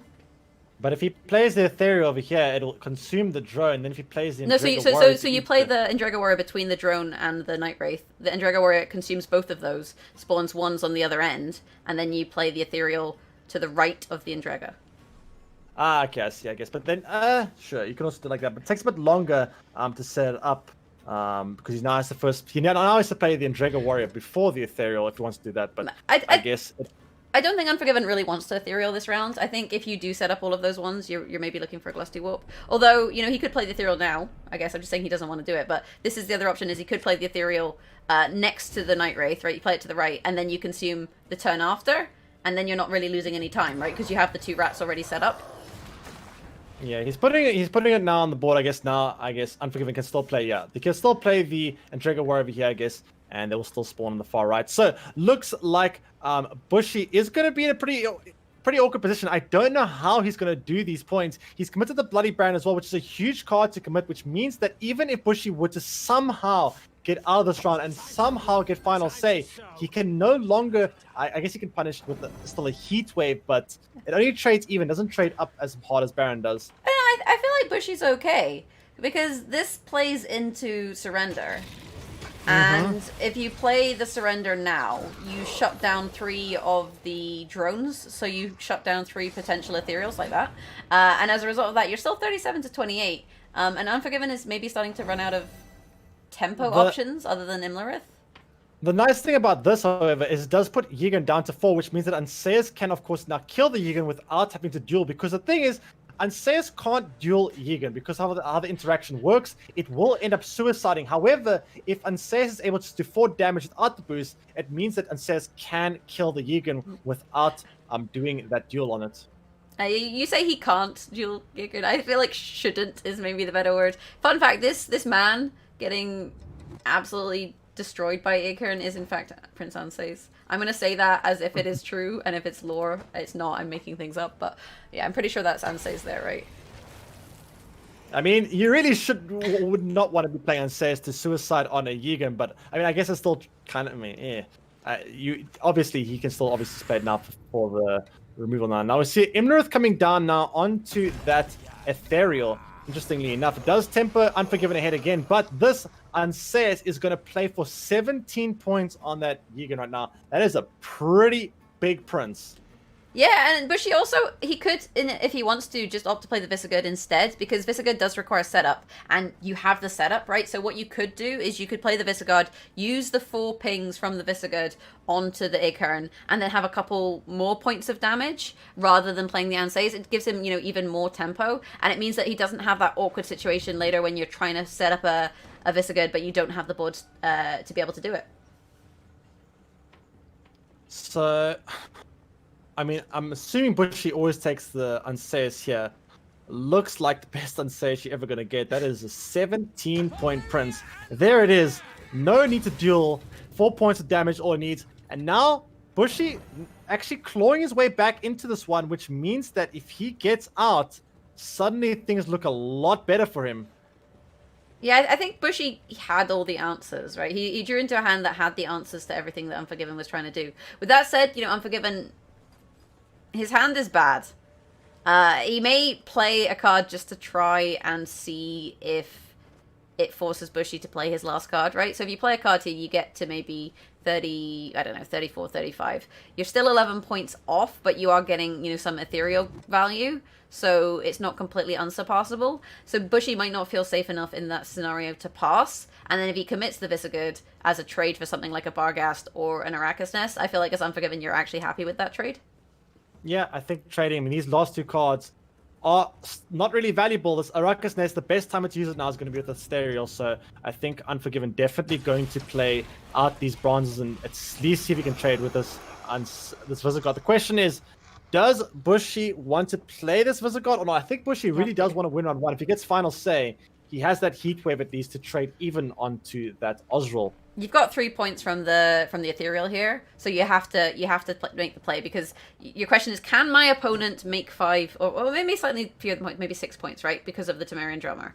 But I feel like it's quite likely that a Monsters player can make 6 points. So I feel like if you're Bushy and you want to take the round, especially with 4 points in Araka Swarm, you kind of have to make the play. I mean, there is a bleed as well, so it's maybe 6 or 7 points or whatever. But the point is, the gap isn't big enough, I feel like, that you would feel safe passing here. Like, if you pass, you're basically saying, I'm okay with losing the round. Yeah, I mean, I guess Bush is also trying to calculate exactly how much reach Unforgiven has, and if he plays this Visigoth, if potentially Unforgiven has a way to actually do it. But looks like he's got a quick click. He's better click quickly.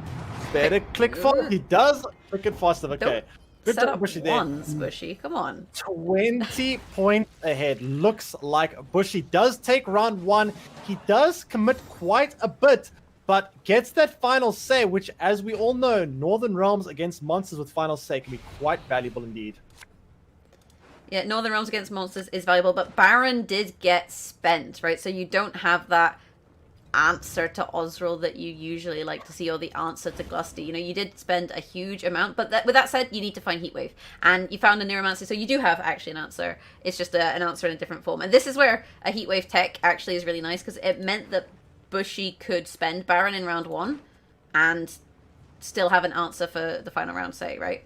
But then I feel like here you just dry pass, because yeah, I don't think you're out-tempoing a monsters player.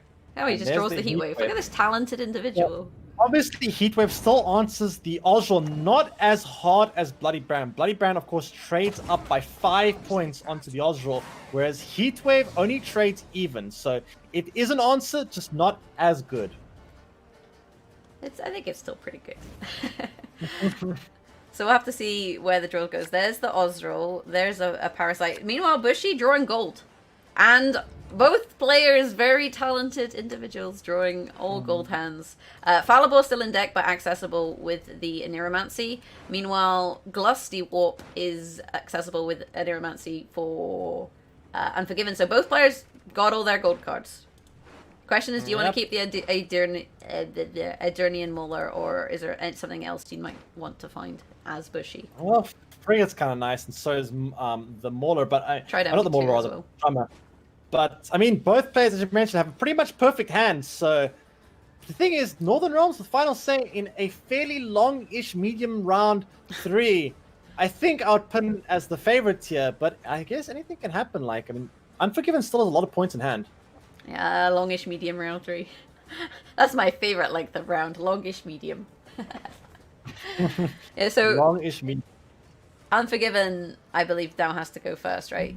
Bushy having final say means Unforgiven does have to set the scene, and he's going to have to decide what it is he wants to commit. Something like a Goliath's actually really awkward, because if your opponent kills it, they're going to draw points. So setting that up early when damage hasn't been played isn't really good. And actually, I guess if you know your opponent has final say, you can just open with the Osril, because it's going to be reacted to one way or another.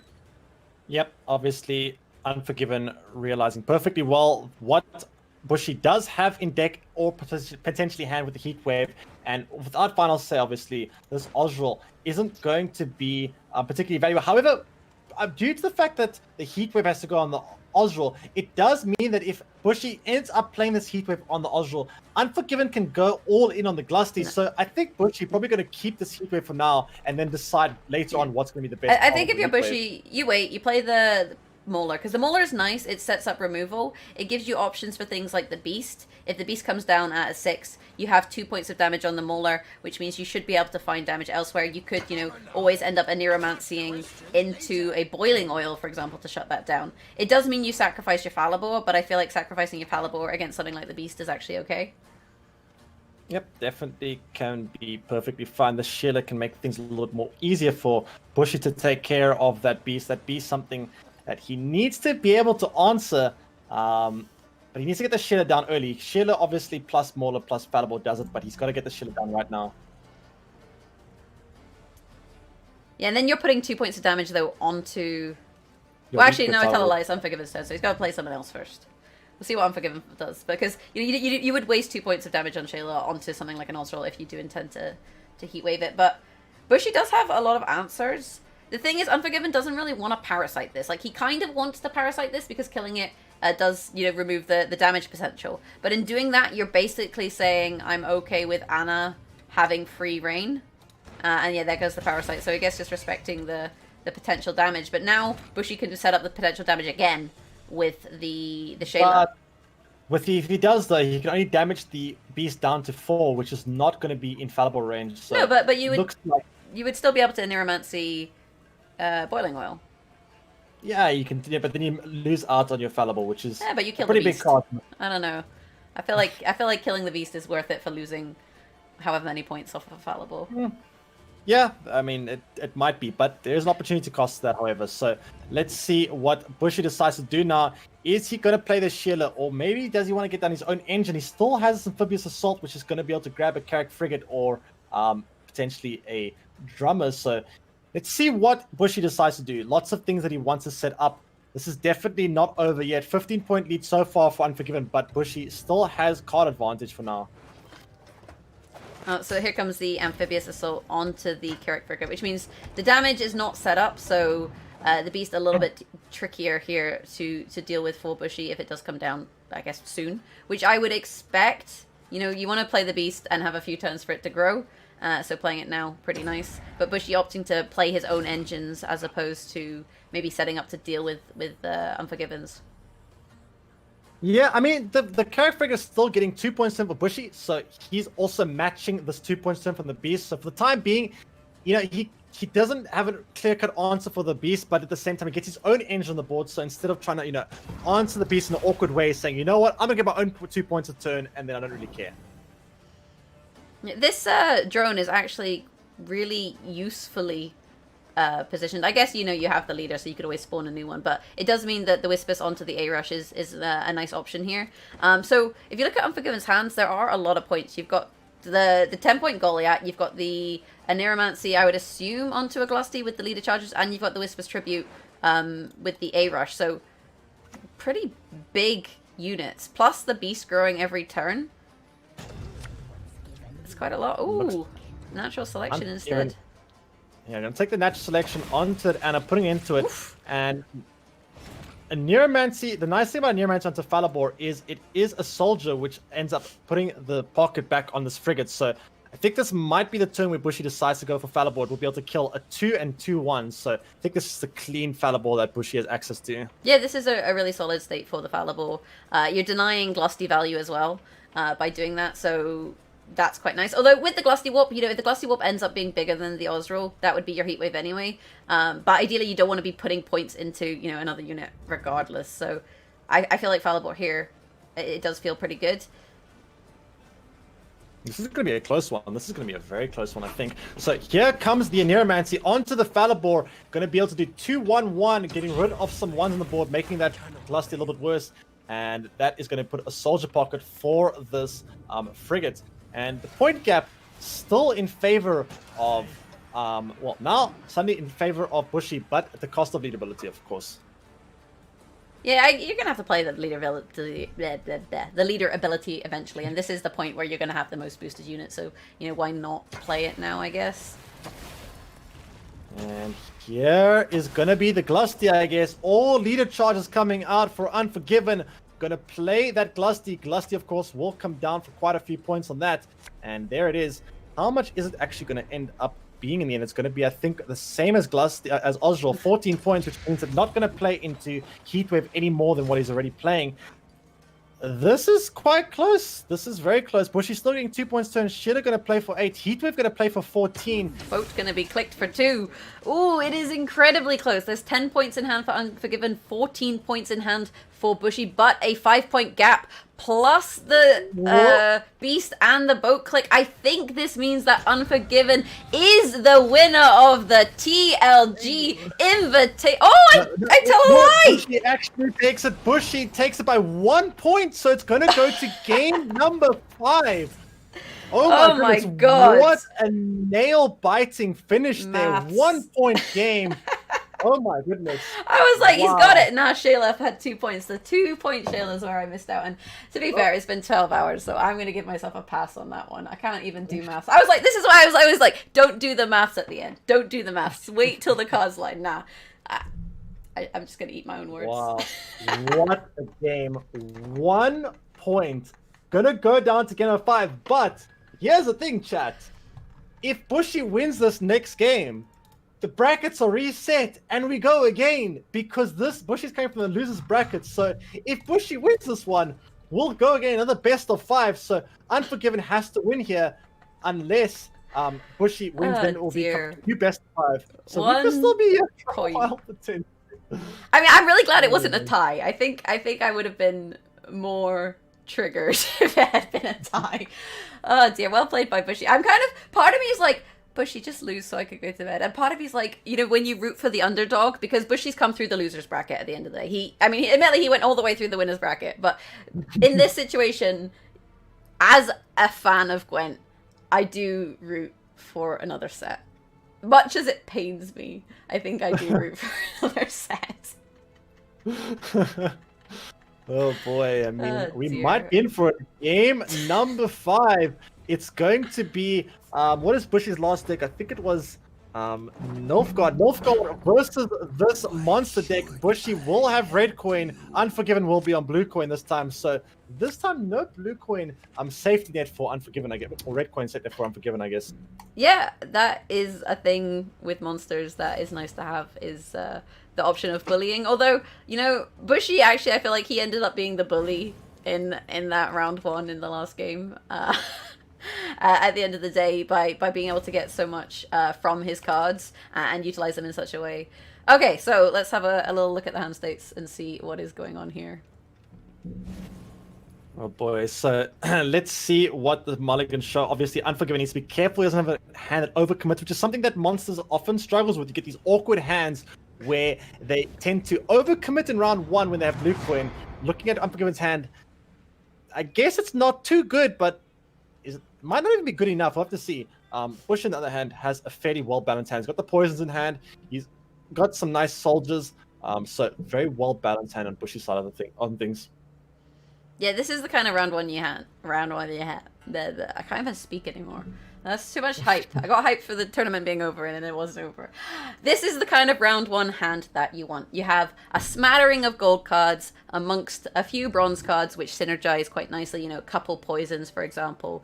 You have a tortoise, which is a good option just if you want to play, you know, 7 points or something for a little bit of reach. You have a crossbowmen, which you're okay kind of playing now. I mean, you'd like to play crossbowmen with Ramon, but you have 2 of them, so you're okay committing one of them here, plus the morale if you do need the reach, right? So this is the kind of round 1 hand that Nilfgaard does like to see, because you have options. Yeah, Nilfgaard definitely likes this type of hand, got a little bit of flexibility in what you have. And Unforgiven, look at his hand, however, I mean, I guess he looks like this Night Wraith going to be kind of, you know, laying the scene for maybe an Ethereal. Maybe that's what he's going for right now. He's going to get the board set up for that Ethereal and try win round 1 with Ethereal and just commit that, and only that. Does Nilfgaard have good answers to 2 Ethereals? It does if it has first say. Yeah, I was gonna say, like, you need to kind of maybe set up some options. Like, if you have Hefty Helga, I guess that's a good answer to 2 Ethereals. If you have Enforcer on the board as well, obviously Bush is not playing Enforcer, but if you do have Enforcer, you can play Enforcer plus a Bravens into a Mage Infiltrator. But without first say, not really. It's not that great. Yeah, and I feel like this is a bit early to commit something like a Hefty Helga. You know, just be like, slam Helga, it'll be fine. I mean, Helga's a pain for monsters to deal with because of the shield. Yeah, that shield is quite awkward. However, the Imrith's Wrath, if Imrith is on the board, actually can go right through that shield, but only if Imrith is on the board. So that is one way that Unforgiven could potentially answer the Helga, but he also needs to answer the Defender, and that could also be the way he gets through the Defender. No Heat Wave, which means, you know, this Defender could be a bit iffy for Unforgiven to get through. Yeah, Defenders are such a pain. This is where Imlerith doesn't do as well as Heatwave. You know, when you're going for this Imlerith's Wrath strategy, it requires a little bit of setup to deal with a Defender in comparison to Heatwave, where you're just like, click Heatwave, click Defender, job's done, time to go to bed. You know, you either have to have a unit that's tall enough where you can just straight play the Wrath, or you have to have Imlerith on the board, in which case you have to have the synergy with the 2 cards. So Defender definitely going to prove to be an issue, I think, for Unforgiven. Yeah, I mean, Unforgiven might want to just be able to push round 2 and force that defender out in round 2, perhaps, just so he doesn't have to deal with it with any direct removal. But looking at the board state right now, looks like Bushy's going to play that Tortoise. A little bit of just a passive play, feeling out exactly what Unforgiven wants to do, and then deciding from there how he wants to approach it.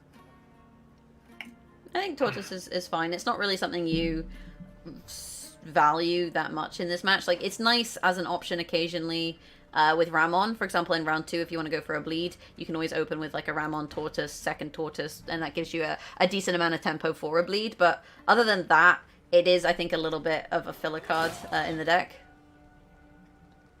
Yep, definitely can be just kind of just there for a Mon target, there for the soldier tag, and just nice practice play. As now the armor is going to be broken off of that, and now we do see the poison finally coming down from Bushr onto that Strigger that will not be able to get answered by Unforgiven unless he wants to commit the Entrega Warriors considered. Rather going to go for the consumption on the Night Raid, getting more rats on the board and laying the scene for this ethereal potentially. You eat the Strigger, you're just making a bigger poison. Nilfgaard has poisons coming out of their wazoo. I'm not sure what a wazoo is, but that's where the poisons come from. So in that situation, you're better just kind of accepting the poison onto the Strigger. Like, the Strigger was only an 8 because of the Tortoise. It's not like you played a big unit. It kind of got boosted by the Tortoise, right? So in that situation, you're kind of okay just sacrificing the Strigger and instead utilizing the Consume to set up your own engine. And though Unforgiven does have a second consume, which you can always use quite flexibly to maybe deny poison later on. However, Bushy still has got Morale and Cupbearer in hand, so he can still apply a bit of poisons here and be a little bit annoying in round number 1. As Unforgiven, I would imagine probably going to play this Ethereal soon, as he's already put up a lot of work to set it all up. Okay, so Menno being utilized here with the bribery. Oof, that's not nice. That's nasty. Bribery? That Osral is only going to play for 6 points. I mean, I guess you still take Osral. Osral's still the best option here. 6-point Osral. It's a very iffy bribery. It makes the Stefan a lot worse in round number, whenever he plays the Stefan. So, yeah, that's a interesting bribery there from Bushy. Very interesting indeed. I wonder what he was looking for. I guess Imlerith, right? If you have a 1-point, crossbowman, the ideal target there is good old Imlerith.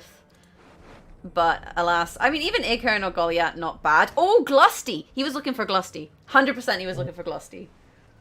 Glusty, Imlerith, Yegan, so many good options there for him to get. It was definitely a very good board state to go for it, I guess. But unfortunately for him, missing out on some of those options. Now we do see Unforgiven going to take this beast. But right now, the tallest unit on the board is only a 7. So this beast isn't going to really grow a whole... Oh, actually, it's a 9. Now we do see Morale going to go on the beast here. And no real way for Unforgiven to stop that poison. Nah, he could, if he had, I guess, if he had Imlerith Wrath. Is Imlerith Wrath an organic card? I'm going to say no.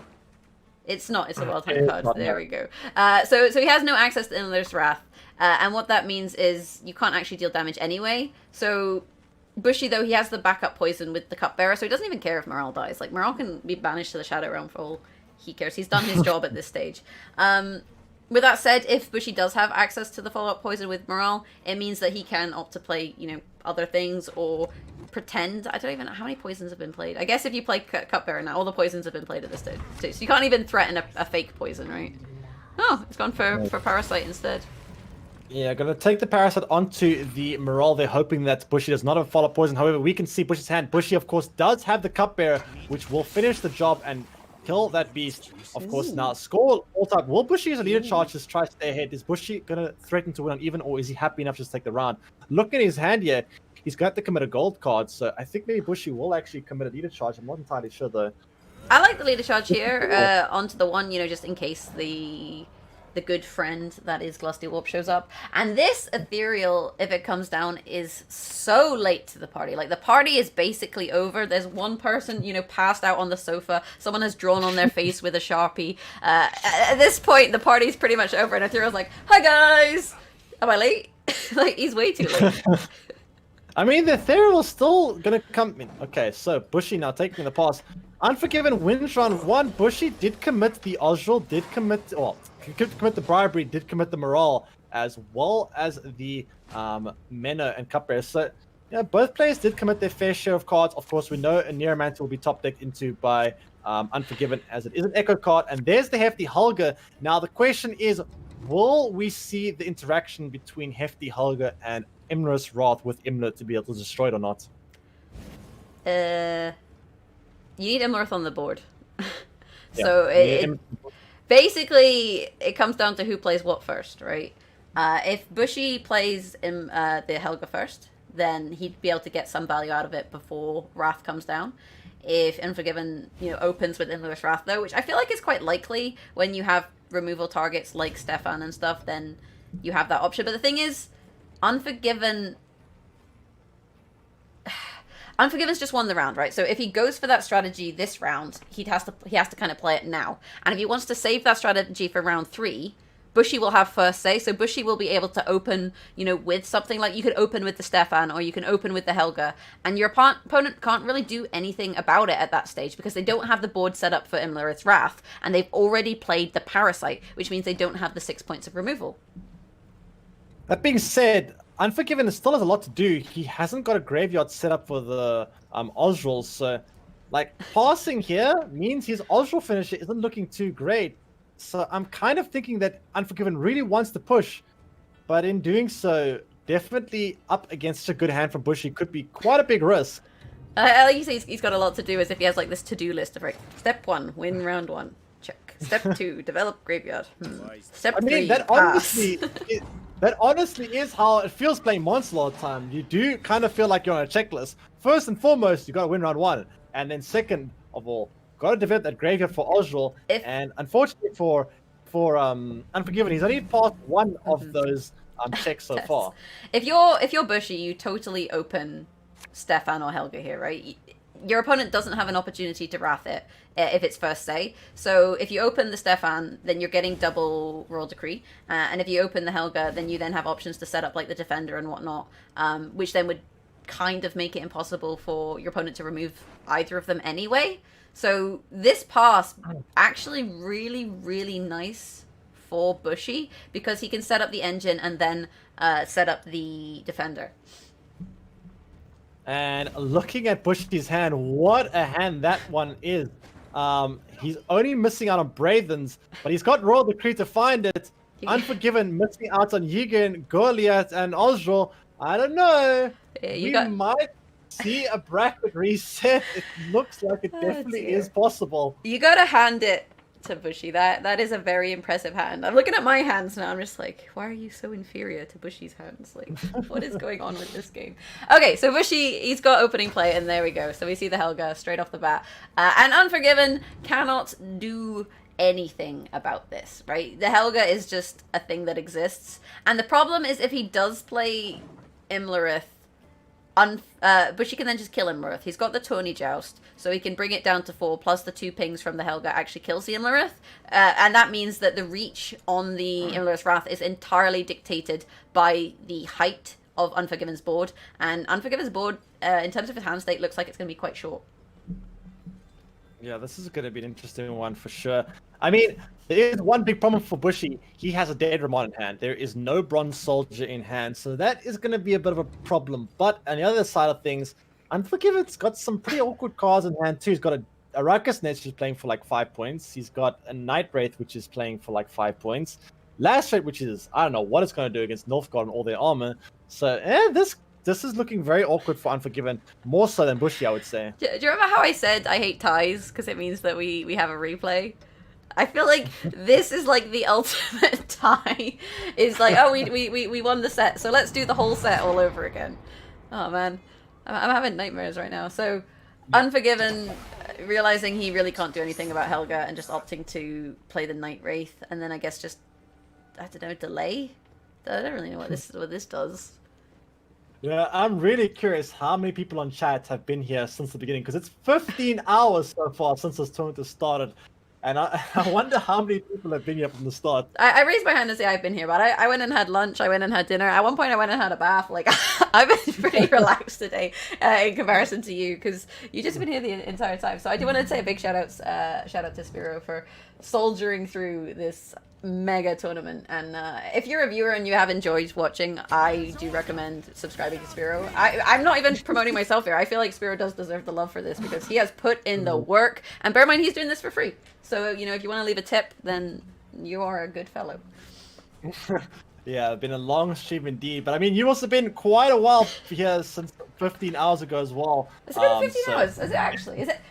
It's quarter to 2 in the morning. Bloody hell, this is gonna be 15 hours, dude. This is basically just a marathon stream, it seems. But yeah, looks like we might get a bracket reset. I'm not sure this game definitely could go the distance. We do see the Purify getting great use there from the Nagelfar's Task Manager as Task Manager. Well, he's one of those middle level managers. He's got his Nagelfar's like trainees and the Nagelfar developers, and then the Nagelfar task manager who oversees the Nagelfar. He is the task manager on your PC, and his task is to purify that Fion, which, I mean, he did that job quite well. And now let's see what Bushy's going to have to say about that, as Hefty Helga's got 2 charges on the board. There's not really much to remove other than maybe an Imlerith, so that the Imlerith's Wrath can't destroy something like a Hefty Helga. And here comes the Stefan. Oh boy. Oh, I like the ping here. You're basically just denying Imlerith. Imlerith denied. The task manager unfortunately has crashed and is unable to end the task. That is Stefan, right? His goal was to use the task manager and end Stefan, but it turns out that Stefan is in fact still responding and using approximately 30% CPU. Yep, looks like task manager is getting a hit hard here as that Hefty Helga. Man, that Stefan is going to be for a Royal Decree onto what exactly? Going to be on a Braithens, but there's not really much else to play the second Decree off of, as Bushy did expend that bribery in round number 1, so won't have access to double bribery roll in this round 3. I mean, I guess you use the second Royal Decree to pretend as if your Ramon is not bricked. Like, you can go and find a soldier and be like, this is what would have happened. This is a soldier I would have played if I had one. You could go for double Tony Joust, but I feel like it more or less equates to the same number of points. I mean, I guess you get shields and stuff, which is nice against certain cards, but I would imagine Imlerith is getting Tony Jousted, speaking of the devil, quite succinctly, and will be sent to the Shadow Realm. But then you do have 7 points on the rat, so you would then have to also use the Stefan. Yeah, that's gonna be Invocated, seems. Looks like Bushy is gonna respect the fact that Imlerith's Wrath gets some pretty good value from Imlerith being on the board. Now gonna boost up that Stefan to 7. He needs to, okay, I guess he's gonna use the damage to make sure that Imlerith's Wrath can no longer kill the Stefan. So great use there from the ping from Hefty Helga, as well as the Invocation play around that. Yeah, there's not a lot going on for Unforgiven. He's trying to find a way to play this Wrath, but he passed in round 2, so he gave this to Bushy. In terms of the state of the hand, though, I feel like the hand state was pretty substandard for a bleed. So Unforgiven was kind of forced into this position, and he is not into it. And it looks like Unforgiven is going to play the Neuromancy onto that Adrenaline Rush, obviously playing for 9 points there. Not bad at all. Gets him Dominance once more, which means that Imlerith's Wrath is once again threatening to kill the Stefan, which means that Bushy could play a Tony Joust and boost it up, which would protect it. The Stefan, you just play it now, right? You've got a Decree. You played the Invocation.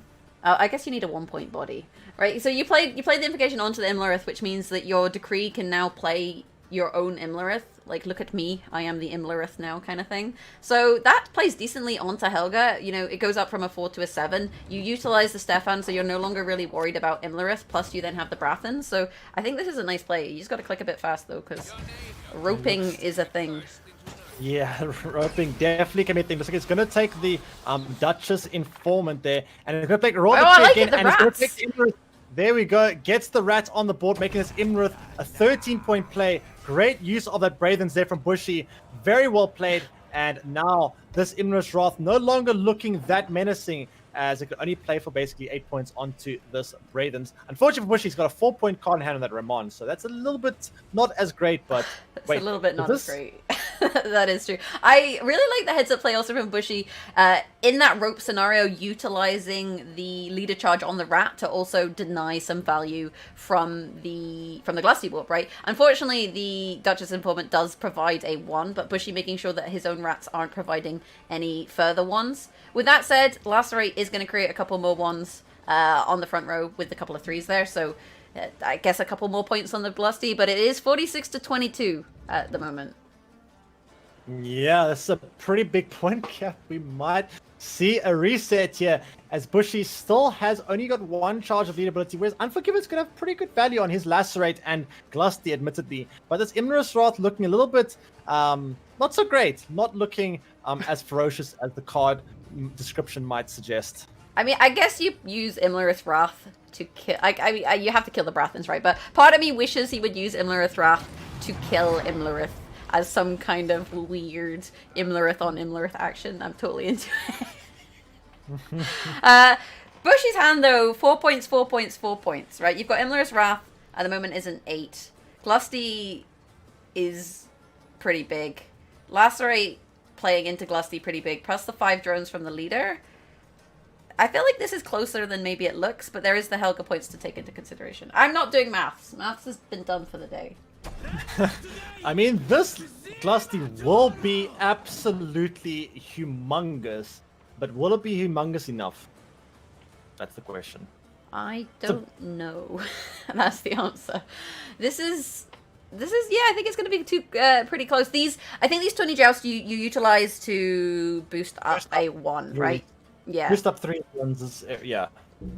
So if the Lacerate comes down, now you can... I guess you'd boost them both regardless, right? You have a leader charge, you have 20 joust, so you can deny a little bit of Glusty value. You also have a couple points on Helga, and you're going to get a couple more points on Helga from these Tony jousts. So... Oh, I don't know if it's going to be enough, the Glusty. You know, I'm not going to say. I'm just done for at this point. If I were to guess, I would say it's not going to be enough, but I guess I could be wrong. We'll have to see. Bushy just needs to play around this cluster, use those 20 jousts and leader charges appropriately, and I think he should have it as long as he plays around it accordingly. Imlerith on the Imlerith there, rather than Brathens. I guess if you're lacerating the Brathens, then... Yeah, I guess the plan there was to lacerate. Or maybe Unforgiven just wanted to give us some Imlerith on Imlerith action. Yeah, the lacerate means that the Brathen's actually not as good as of a target as one of the 7s. And when you could pick any 7, I guess you just pick your own. So, man, these players are really keeping us in suspense right now. Bushy's going to play the 20 joust onto the Brathens right now. Going to get that shield on the board, making this lacerate a little bit worse for Unforgiven. I don't like it as much as protecting the 3s. I mean, he can still protect the 3s at this stage, right? He's got the Imperial Formation plus the Tony Joust, so I guess it doesn't really matter where he put the shield. It's just interesting that he opted for the Brathens there when, you know, maybe boosting up some 3s does seem to make sense. And they're really keeping us in suspense here, taking down all the time they have. I mean, this is going to be a nail-biter, but I think Bushy should have this one. And okay, here comes the Glusty, the trusty Glusty, coming down now, it seems. Oh my boy, God. Look at all these ones. I mean, Bushy, he has 7 points on his leader, but he only has a 4-point Tony Joust. The Lacerate not really going to be enough, and that is a massive Glusty Warp, 51 points versus 47 Tony Joust plus the leader charge plus Afan. Oh, plus the Helga things. I believe that is all she wrote for Unforgiven. I'm going to say it. You know what? We're making a call here. If I'm wrong, I'm wrong, but I believe we go again. Let's do this over. It's only 2 o'clock in the morning, guys. Why not play another 5 games there? For me, it's 3 a.m. I feel like for Bushy, it's probably like, 8 p.m. or something. He's in NA, right? This is NA. Bushy woke up at like 3 a.m. for his tournament last night, so at this point, this is creeping into 24-hour stream territory. Oh dear, we go again. Hands up for more Gwent. Oh boy, the never-ending stream, I suppose. And now last straight will not be enough. Looks like that is going to be a bracket reset. This now will be the grand finals, I guess you could say. That was just a warm-up final. This is now going to be the real finals, as looks like now fair game for both players. Bushy has now tied everything up. It is going to be a brand new set, as the series has been entirely tied up now. Wow. What happens? What? This is my No, question. don't say it. Don't say it. No, I don't hear it. I don't hear it. I was going to say, what time. happens with the coin flip? Because Okay, Bushy okay. was on, I believe Bushy was on red or blue. Does it get flipped again, or do they just switch? I think they randomized. Yeah, that was my question. That was where I was going. Because I didn't really read the rules for this very particular scenario happening. So I'm a little bit unsure. I am, however, going to go get some water very quickly before I die of dehydration, because all of my coffee is gone and my water. So please excuse me. I think that is not a bad idea. I'm going to do the same thing. So there you have it. What did you think of the games? You know, what was your favorite moment between them? How do you feel like the different factions performed? Let me know in the comments below. If you enjoy this sort of video, you can always leave a like on the video. Beyond that, you can find me on Twitter at Jaggerus, and Twitch, twitch.tv/Jaggerus. You can find Spiro on Twitch, twitch.tv/Spiro_ZA, and you can find Team Leviathan Gaming at teamleviathangaming.com. To find out more about what they do. They do a lot of things like meta reports, big tournaments like this, and all sorts of Gwenty cool stuff. Beyond that, have an awesome day, and hopefully I'll catch you in the next video. Bye!